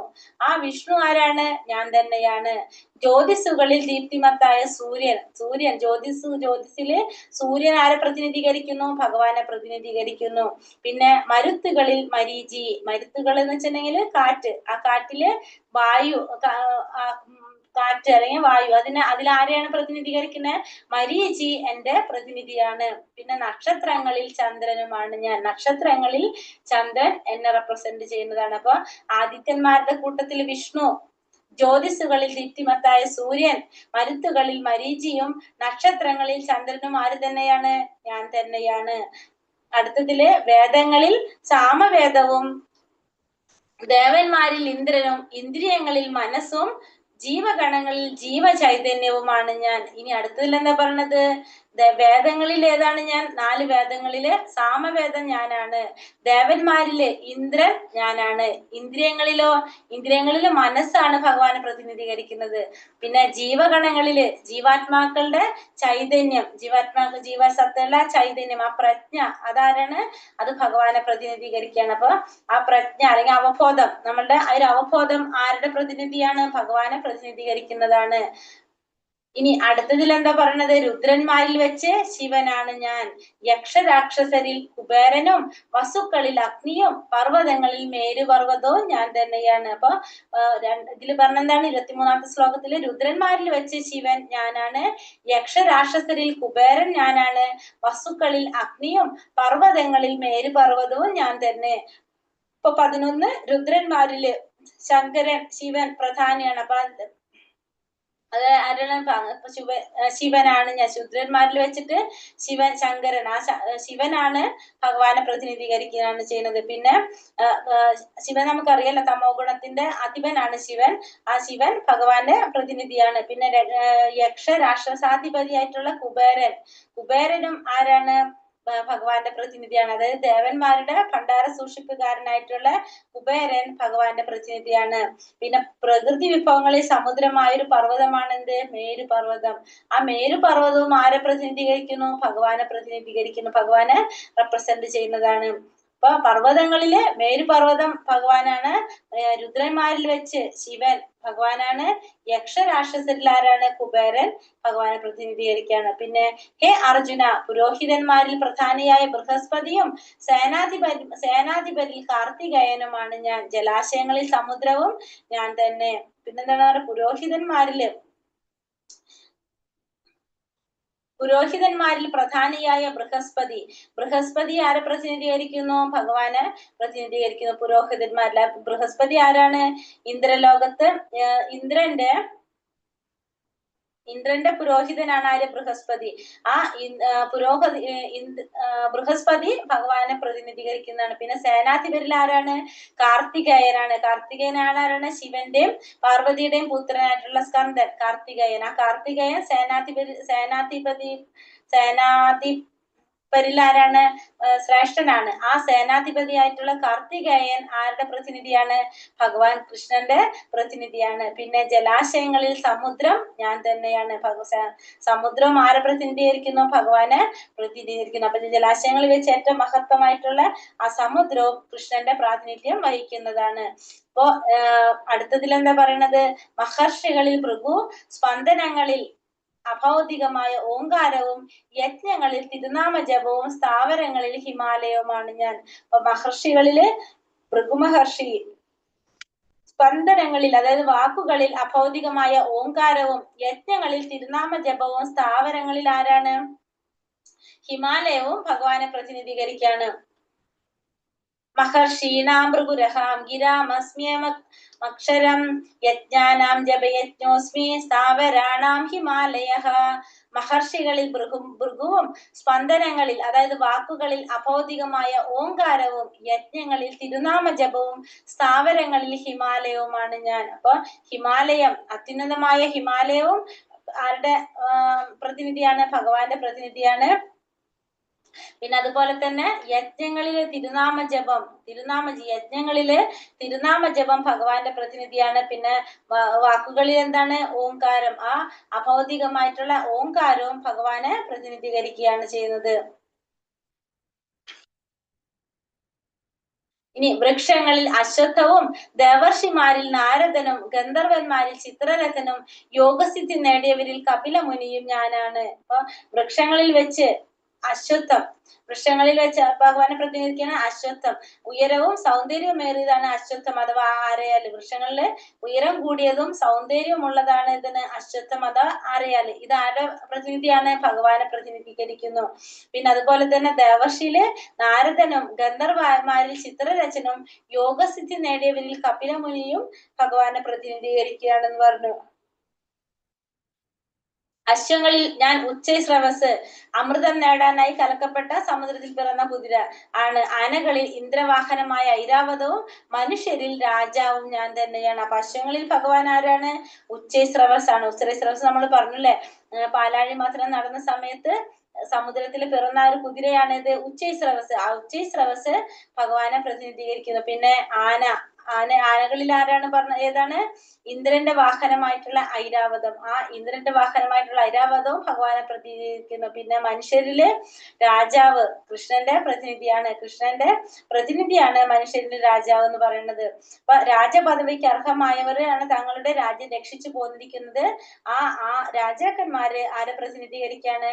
ഈശ്വരന്റെ പ്രതിനിധിയായിട്ടാണ് കാണുന്നത്. അത് ഭഗവാന്റെ പ്രതിനിധിയാണ് ഈ രാജാക്കന്മാരെല്ലാം.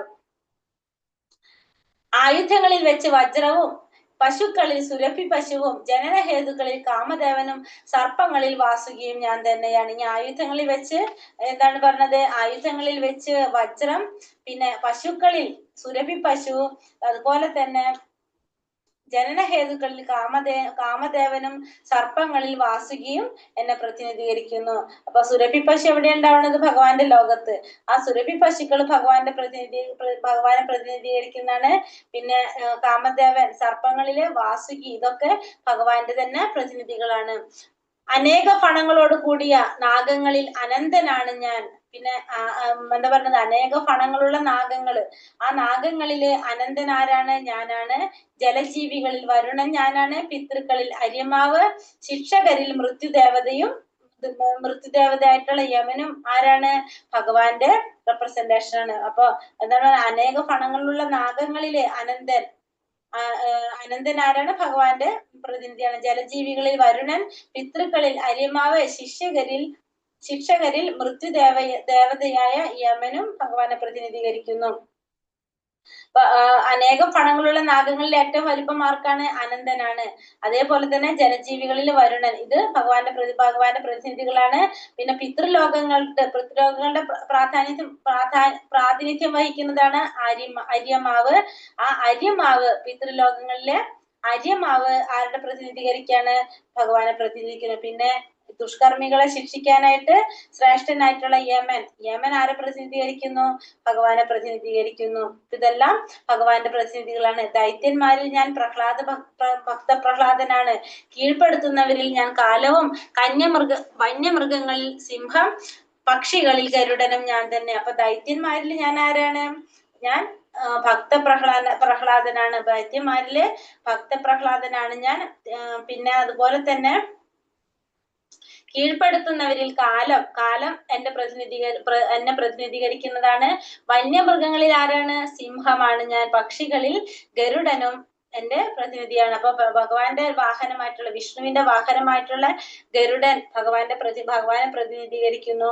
പിന്നെ വന്യമൃഗങ്ങളിലെ സിംഹം ഭഗവാനെ പ്രതിനിധീകരിക്കുന്നതാണ്. അതുപോലെ തന്നെയാണ് ദൈത്യന്മാരിലെ ഭക്തപ്രഹ്ലാദനും ഭഗവാനെ പ്രതിനിധിക്കുന്നു. പിന്നെ കീഴ്പ്പെടുത്തുന്നവരിൽ നിന്നാണ് കാലം. ഇതൊക്കെ ഭഗവാന്റെ പ്രതിനിധികളാണ്.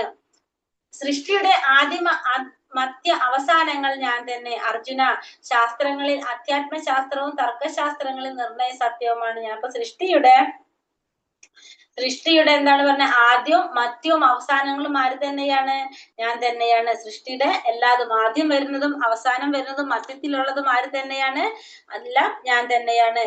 പിന്നെ അടുത്തതിൽ പറഞ്ഞത് തർക്ക വിഷയങ്ങളിൽ ശാസ്ത്രങ്ങളിൽ അധ്യാത്മശാസ്ത്രവും തർക്ക വിഷയങ്ങളിൽ നിർണയ സത്യവും ഞാൻ തന്നെയാണ്. അപ്പൊ എന്തെങ്കിലും തർക്ക വിഷയങ്ങൾ ഉണ്ടായിട്ടുണ്ടെങ്കിൽ ആ നിഗമനത്തിൽ എത്തിച്ചേരുന്ന ഒരു വാദം, അത് കൃഷ്ണന്റെ പ്രതിനിധിയാണ്. അതുപോലെ തന്നെ അധ്യാത്മശാസ്ത്രവും ഭഗവാനെ പ്രതിനിധീകരിക്കുന്നു. അക്ഷരങ്ങളിൽ അകാരവും സമാസങ്ങളിൽ ദ്വന്ദ്വ സമാസവും ഞാൻ തന്നെ. അനവസാനമായ കാലം, സൃഷ്ടികർത്താക്കളിൽ ബ്രഹ്മാവും ഞാൻ തന്നെയാണ്. അക്ഷരങ്ങളിലെ അകാരം, അക്ഷരമാലയിലെ ആ അകാര മന്ത്രമാതാരെ പ്രതിനിധീകരിക്കുന്നു? ഭഗവാനെ പ്രതിനിധീകരിക്കുന്നു. സമാസങ്ങളിൽ ദ്വന്ദ്വ സമാസവും പിന്നെ അനവസാനമായ കാലവും ഭഗവാന്റെ പ്രതിനിധിയാണ്. സൃഷ്ടികർത്താക്കളിലെ ബ്രഹ്മാവും ആരെയാണ് പ്രതിനിധീകരിക്കുന്നത്?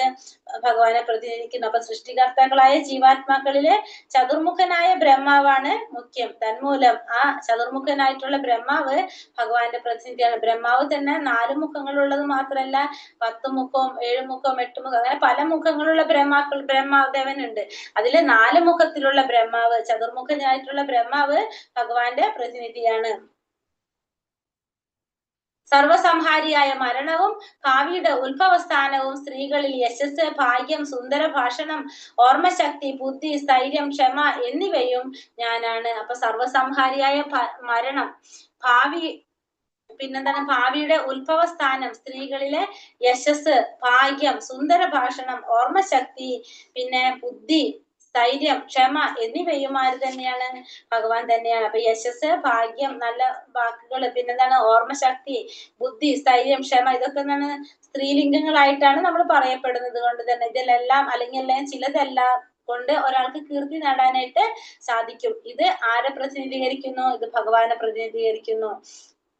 പിന്നെ സർവസംഹാരിയായിട്ടുള്ള മരണം, അതും ഭഗവാന്റെ പ്രതിനിധിയാണ്. പിന്നെ സാമവേദ സൂക്തങ്ങളിൽ ബൃഹസ്മാവും ഛന്ദസ്സുകളിൽ വെച്ച് ഗായത്രി മന്ത്രവും മാസങ്ങളിൽ മാർഗശീർഷവും ഋതുക്കളിൽ വസന്തവുമാണ് ഞാൻ. അപ്പൊ സാമവേദ സൂക്തങ്ങളില് ഞാൻ ആരെ പ്രതിനിധീകരിക്കാണ്? സാമവേദ സൂക്തങ്ങളിൽ ഞാൻ ബൃഹസ്മാവാണ് ഞാൻ. ബൃഹൽസാമം എന്ന് വെച്ചാൽ എന്താണ്?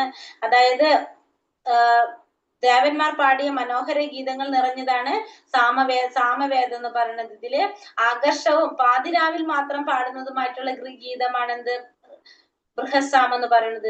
പാതിരാത്രിയിൽ മാത്രം പാടുന്ന ആകർഷകമായിട്ടുള്ള ഒരു ഗീതമാണ് ബൃഹസ്സാമം. അത് ആരെ പ്രതിനിധീകരിക്കുന്നു?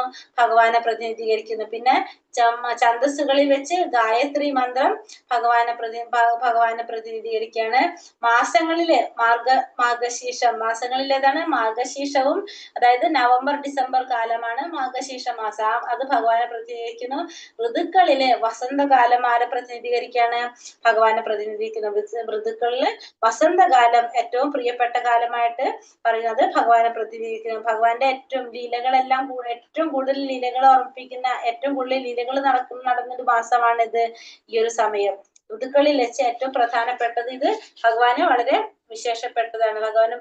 ഭഗവാന്റെ പ്രതിനിധിയാണ് എന്ന് പറയാം. പിന്നെ വഞ്ചകരുടെ ചൂതുകളിയും തേജസ്വികളുടെ തേജസ്സും ഞാനാകുന്നു. ജയവും ഉദ്യമവും ശക്തരുടെ കരുത്തും ഞാൻ തന്നെ. അപ്പൊ വഞ്ചകരുടെ ചൂതുകളിയും തേജസ്വികളുടെ തേജസ്സും ഞാനാണ്. അപ്പൊ വഞ്ചകന്മാരുടെ ചൂതുകളിയും ആര് തന്നെ? അപ്പൊ വഞ്ചകന്മാര്, ആ വഞ്ചകരിൽ ആരാണ്? ഭഗവാനും. വഞ്ചകന്മാര് ചൂതുകളിയും തേജസ്വികളുടെ തേജസ്സും ഞാനാകുന്നു. പിന്നെ ജയവും ഉദ്യമവും, നല്ല ഉദ്യമങ്ങളും ശക്തരുടെ കരുത്തും എല്ലാം ആര് തന്നെയാണ്? ഭഗവാൻ തന്നെയാണ്. അപ്പൊ വഞ്ചകന്മാരുണ്ടെങ്കിൽ ആ വഞ്ചകരില് അവരിലും ഏറ്റവും മുഖ്യനാരായിട്ട് ആരാണ്? അവരുടെ പ്രതിനിധിയും ഭഗവാൻ തന്നെയാണ്. അപ്പൊ ഭഗവാനെ വഞ്ചിക്കാനും നമുക്ക് സാധിക്കില്ല, അതിലും ഭഗവാന്റെ പ്രാതിനിധ്യമുണ്ട്. ഭഗവാൻ തന്നെയാണ് അത് ചെയ്യുന്നത്. പിന്നെ തേജസ്വികളുടെ തേജസ് ഭഗവാന്റെ പ്രതിനിധിയാണ്. പിന്നെ ജയവും ഉദ്യമങ്ങളും ശക്തരുടെ കരുത്തും എല്ലാം ആര് തന്നെയാണ്? ഞാൻ തന്നെയാണ്. അപ്പൊ വിജയങ്ങളിൽ വിജയം ചെയ്യുന്നത് ഭഗവാൻ തന്നെയാണ്.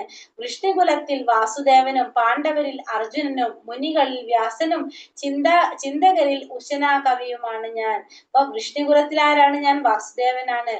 പിന്നെ പാണ്ഡവന്മാരിൽ ഞാൻ അർജുനനാണ്. പിന്നെ മുനികളിൽ ആരാണ്? വ്യാസദേവനും, ചിന്തകരിൽ ഉശനാകവിയും ആരാണ്? ഞാൻ തന്നെയാണ്. ഉശനാകവി എന്ന് വെച്ചിട്ടുണ്ടെങ്കിൽ അസുരന്മാരുടെ ഗുരുവായിട്ടുള്ള ശുക്രാചാര്യനും. അത് ആരുടെ പ്രതിനിധിയാണ്? ഭഗവാന്റെ പ്രതിനിധിയാണ്. നിയമരാഹിത്യങ്ങൾ അടിച്ചമർത്തുന്ന പദ്ധതികളിൽ ദണ്ഡം, വിജയം കാക്ഷിക്കുന്നവരുടെ നീതി എന്നിവയും കോപ്യങ്ങളിൽ മൗനവും ജ്ഞാനികളുടെ ജ്ഞാനവും ഞാനാണ്. അപ്പൊ നിയമരാഹിത്യങ്ങൾ അടിച്ചമർത്തുന്ന പദ്ധതികളിലെ ദണ്ഡം, ശിക്ഷ നൽകുന്നത്, അതും ഭഗവാന്റെ പ്രതിനിധിയാണ്. വിജയം കാക്ഷിക്കുന്നവരില് നീതി, പിന്നെ കോപ്യങ്ങളിലെ മൗനം, പിന്നെ ജ്ഞാനികളുടെ ജ്ഞാനവും ഞാൻ തന്നെയാണ്. അല്ലയോ അർജുന, സർവഭൂതങ്ങളുടെയും ആദി ബീജമാണ് ഞാൻ. എന്നെ കൂടാതെ ചരാചരങ്ങളൊന്നിനും നിലനിൽപ്പില്ല. പിന്നെ അത് മാത്രമല്ല, എല്ലാ ചരാചരങ്ങളുടെയും ആദി ബീജവും ആര് തന്നെയാണ്? ഭഗവാൻ തന്നെയാണ്. എല്ലാത്തിന്റെയും ആവിർഭാവം ഭഗവാനിൽ തന്നെയാണ്. ഭഗവാൻ ഇല്ലാതെ, ഭഗവാന്റെ ശക്തി ഇല്ലാതെ ഇതിനൊന്നും നിലനിൽക്കാനായിട്ട് സാധിക്കില്ല. അതുകൊണ്ട് തന്നെ ഭഗവാനെ നമ്മൾ എന്ന് പറയുന്നത് സർവശക്തനാണ് ഭഗവാൻ എന്ന് പറയുന്നത്. അപ്പൊ ഭഗവാന്റെ വിഭൂതികളിൽ കുറച്ച് ഭഗവാൻ പറഞ്ഞു കൊടുത്താണ്. ഇനി എന്താ പറയണത്? നാന്തോസ്തി മമ ദിവ്യാനാം വിഭൂതീനാം പരം തപ ഏഷാ ഏഷാതുദ്ദേശത പ്രോക്ത വിഭൂതിർവിസ്തരോ മയ. ഇനി എന്താ ഇവിടെ എന്താ പറയണത്? ശത്രുക്കളെ ജയിക്കുന്നവനെ എന്റെ ദിവ്യ വിഭൂതികൾക്ക് അവസാനമില്ല.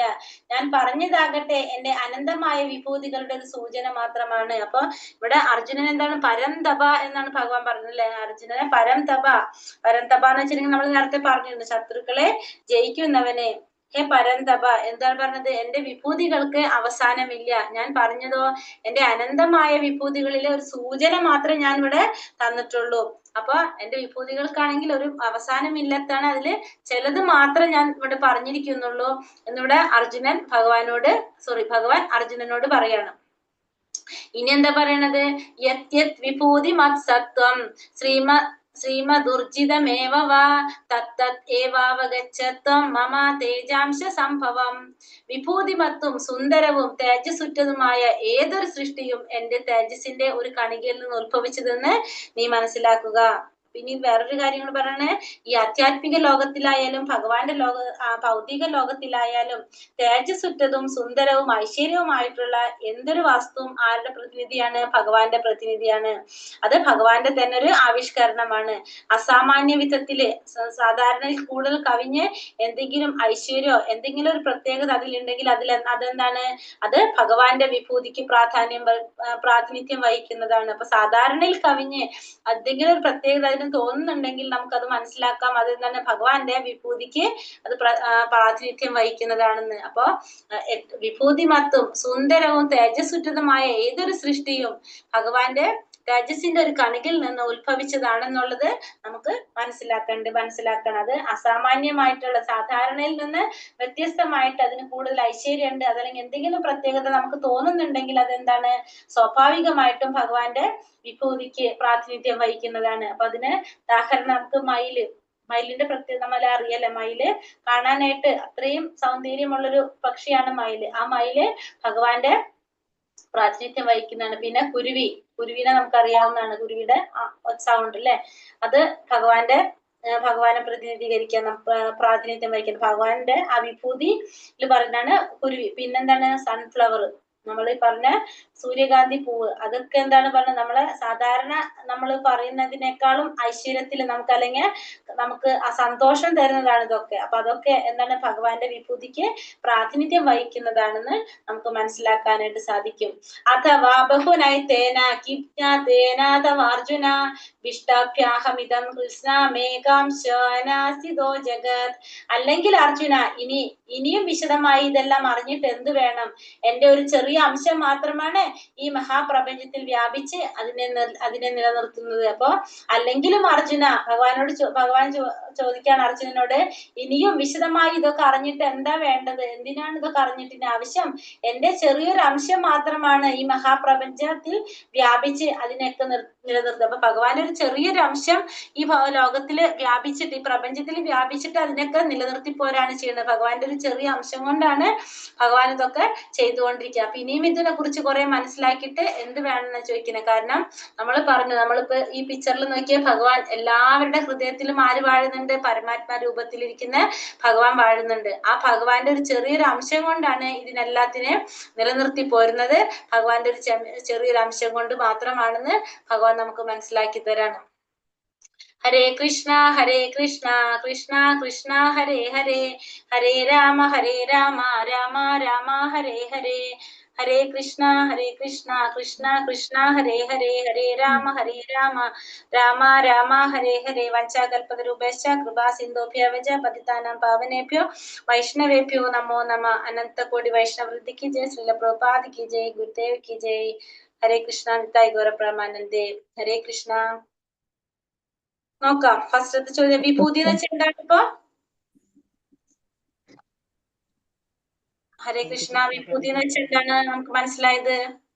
ഇന്ദ്രിയങ്ങളാൽ നമുക്ക് ഭഗവാനെ കാണാൻ, നമ്മുടെ ഇന്ദ്രിയങ്ങൾക്ക് ദർശിക്കാൻ സാധിക്കുന്ന വിധം ഭഗവാനെ കാണുന്നത്.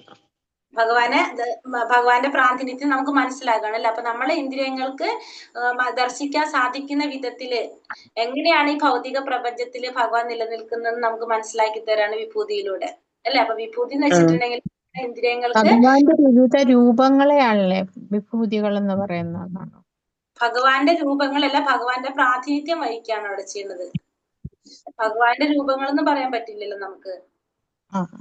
ഭഗവാൻ റെപ്രസെന്റ് ചെയ്യാണ് ഇതിനെ റെപ്രസെന്റ് ചെയ്യാണത്. അപ്പൊ അതാണ് ഭഗവാന്റെ വിഭൂതി എന്ന് പറയുന്നത്. നമ്മള് ഭഗവാന്റെ ഉൽപ്പത്തിയെ കുറിച്ച് ആർക്കെല്ലാം അറിഞ്ഞുകൂടാ എന്നാണ് ഭഗവാൻ പറയുന്നത്? ദേവന്മാർക്കോ ഋഷിമാർക്കോ ഒന്നും ഭഗവാന്റെ ഉൽപ്പത്തിയെ കുറിച്ച് അറിയാനായിട്ട് സാധിക്കും. ഋഷിമാർക്കും അറിയാൻ സാധിക്കില്ല. എന്തുകൊണ്ടാണ്? ഭഗവാൻ അതിന് മുന്നേ ഉള്ളതാണ്. അതിനുശേഷമാണ് ആര് വരുന്നത്? സൃഷ്ടി സംഭവിക്കുന്നത് വരുന്നത്. അതുകൊണ്ട് ചതുശ്ലോകി ഭഗവത്ഗീത 8 മുതൽ 11 വരെ. 8, 9, 10, 11. 9, 10, 11 ചതുശ്ലോകി ഭഗവത്ഗീത അറിയപ്പെടുന്നത്. ഭക്തിയുടെ സേവനത്തെ എന്തിനോടാണ് ഉപമിച്ചിരിക്കുന്നത്?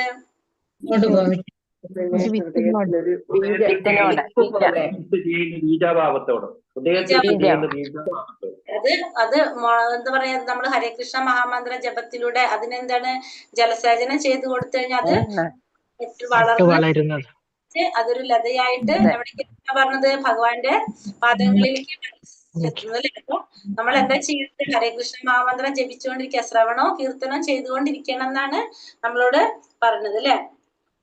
അത് ഭക്തിയുടെ സേവനത്തെ. പിന്നെ ഭഗവത്ഗീത ഉപദേശങ്ങളുടെ സാരം എന്താണ്? ഭഗവത്ഗീത പഠനം വഴി ഒരാൾക്ക് ഭഗവാൻ സ്വയം സമർപ്പിതനായി തീരും.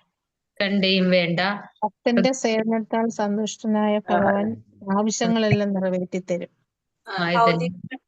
ജീവിതത്തിന് വേണ്ടതെല്ലാം ഭഗവാൻ നമുക്ക് തരും. നമുക്ക് വേണ്ടതെല്ലാം ഭഗവാൻ തരും. ആവശ്യങ്ങളെല്ലാം നിറവേറ്റി. ഉത്കണ്ഠയും വേണ്ട. ഹൃദയത്തിൽ അന്ധകാരം നീങ്ങിപ്പോയാൽ ഭക്തന്റെ സേവനത്താൽ നിറവേറ്റി കൊടുക്കും. പ്രേമപൂർവമായ ഭക്തിപൂർവമായ ഭക്തിയുടെ സേവനം നടത്തുന്ന അവരുടെ ഹൃദയങ്ങളിൽ ജ്ഞാനദീപം കൊണ്ട് അജ്ഞാനജന്യമായ തമസിനെ അകറ്റി ഭഗവാൻ കുടികൊള്ളുന്നു. ഇതാണ് ചോദ്യം നമ്മൾ ചോദിച്ചത്. ഭഗവത്ഗീതയുടെ ഭക്തിയുടെ സേവനത്തെ ഉപദേശങ്ങളുടെ സാരം. ഭഗവത്ഗീത ഉപദേശങ്ങളുടെ സാരം. ഭഗവത്ഗീത ഉപദേശങ്ങളുടെ സാരം. ഭഗവത്ഗീത ഉപദേശത്തിന്റെ സാരം എന്തായിരുന്നു നമ്മൾ പറഞ്ഞത്? ഹൃദയത്തിലെ അന്ധകാരം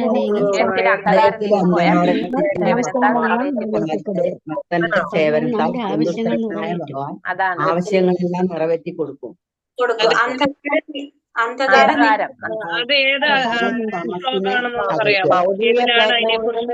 മുക്തനാകുന്നു. അത് ശ്ലോകം ഏതാണെന്ന് ചോദിച്ച പെട്ടെന്ന് എനിക്ക് അറിയണില്ലല്ലോ. ഒരു മിനിറ്റ്. 9, 11. 9, 11. 11. ശ്ലോകത്തിലല്ല കൊടുത്തിട്ടുണ്ടായിരുന്നത്. അതിന്റെ അതല്ലാണ്ട് കട്ടിങ് കൊടുത്തിട്ടുണ്ടായിരുന്നു അല്ലെ. അതിന്റെ ഭാവാർത്ഥത്തിലാണത്. അതായത് ഭൗതിക ആവശ്യങ്ങളെ പറ്റി ആ വിഷമിക്കേണ്ടതില്ല. ഉത്കണ്ഠയും വേണ്ട. ചെയ്തുകൊണ്ടിരുന്നാൽ നമുക്ക് വേണ്ടതെല്ലാം ഭഗവാൻ വേണ്ട. ആവശ്യങ്ങളൊക്കെ നിറവേറ്റി തരും. ഇതാണ് ഭഗവത്ഗീത ഉപദേശങ്ങളുടെ. അതെ, ഹൃദയത്തിൽ അന്ധകാരം നീങ്ങിപ്പോയാൽ ഭക്തന്റെ സേവനത്താൽ നിറവേറ്റി കൊടുക്കും. അതാണ് ഭഗവാന്റെ ഭഗവത്ഗീതയിലെ ഉപദേശങ്ങളുടെ സാരം. മനസ്സിലായോ? ചതുർലോകിയിൽ 4-ാമത്തെ. യജ്ഞങ്ങളിൽ ഭഗവാൻ ആരാണ്?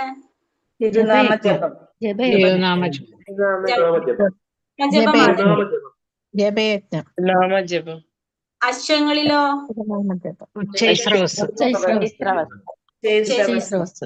സൃഷ്ടികർത്താക്കളിൽ ഭഗവാൻ ആരെ പ്രതിനിധീകരിക്കുന്നു?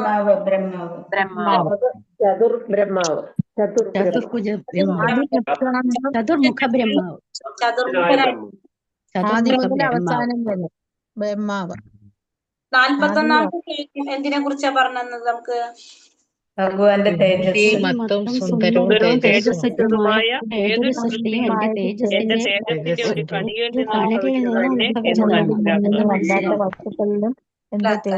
വസ്തുക്കളിലും മനസ്സിലാക്കുക. മറ്റ് നമുക്ക് ഉദാഹരണം കാണിച്ചു തന്നിട്ടുണ്ടായിരുന്നു. മറ്റ് സുന്ദരവും തേജസ്സുമായ കുരുവി, ഏതൊരു സൺഫ്ലവർ, സൃഷ്ടിയും എക്സാമ്പിളും മയിൽ. എക്സാമ്പിൾ നമുക്ക് കുരുവി, കാണിച്ചിട്ടുണ്ടായിരുന്നത് സൺഫ്ലവർ. മയിൽ മയിൽ. ഫ്ലവർ അതെ. കുരുവി ശബ്ദം അതിന്റെ ശ്ലോകം 12 അർജുനനെ ഭഗവാൻ എങ്ങനെയാണ് വിശേഷിപ്പിച്ചിട്ടുണ്ടായിരുന്നത്? ദിവ്യോത്തമ പുരുഷൻ. പരമദിവ്യോത്തമ പരമമായ ബ്രഹ്മം. അല്ല, പവി- പരം ബ്രഹ്മ പരം ധാമ ബ്രഹ്മ പരം പരം ബ്രഹ്മ പരം ധാമം പവിത്രം മംഗളം പരം. പരമപവിത്രവും നിരപേക്ഷ തത്വവും ഭഗവാൻ തന്നെയാണ്. ആണ്. അങ്ങനെയാണ് സനാതന വ്യവസ്ഥയായ നിലനം സനാതനൻ ആദിഭൗതികൻ ആദിപുരുഷൻ അജൻ ഭൗതിക ലോകം അജൻ മഹാൻ. അപ്പൊ എങ്ങനെയാണ് ഭഗവാന് ഒന്നുകിൽ ഈ ഒരു സെന്റൻസ് എഴുതിയാൽ മതി. ഈ ശ്ലോകത്തിലെ പരം പരം ധാമ പവിത്രം മീനിങ് അങ്ങ് പരബ്രഹ്മ പരമപുരുഷനാണ്. എല്ലാ ചരങ്ങളുടെയും ഉൽപ്പത്തി തന്നിൽ നിന്നാണ്. അതാണ് പറയുന്നത്. അപ്പൊ പരം ബ്രഹ്മ പരം ധാമ പവിത്രം പരമഭവ പദമുത്തമം.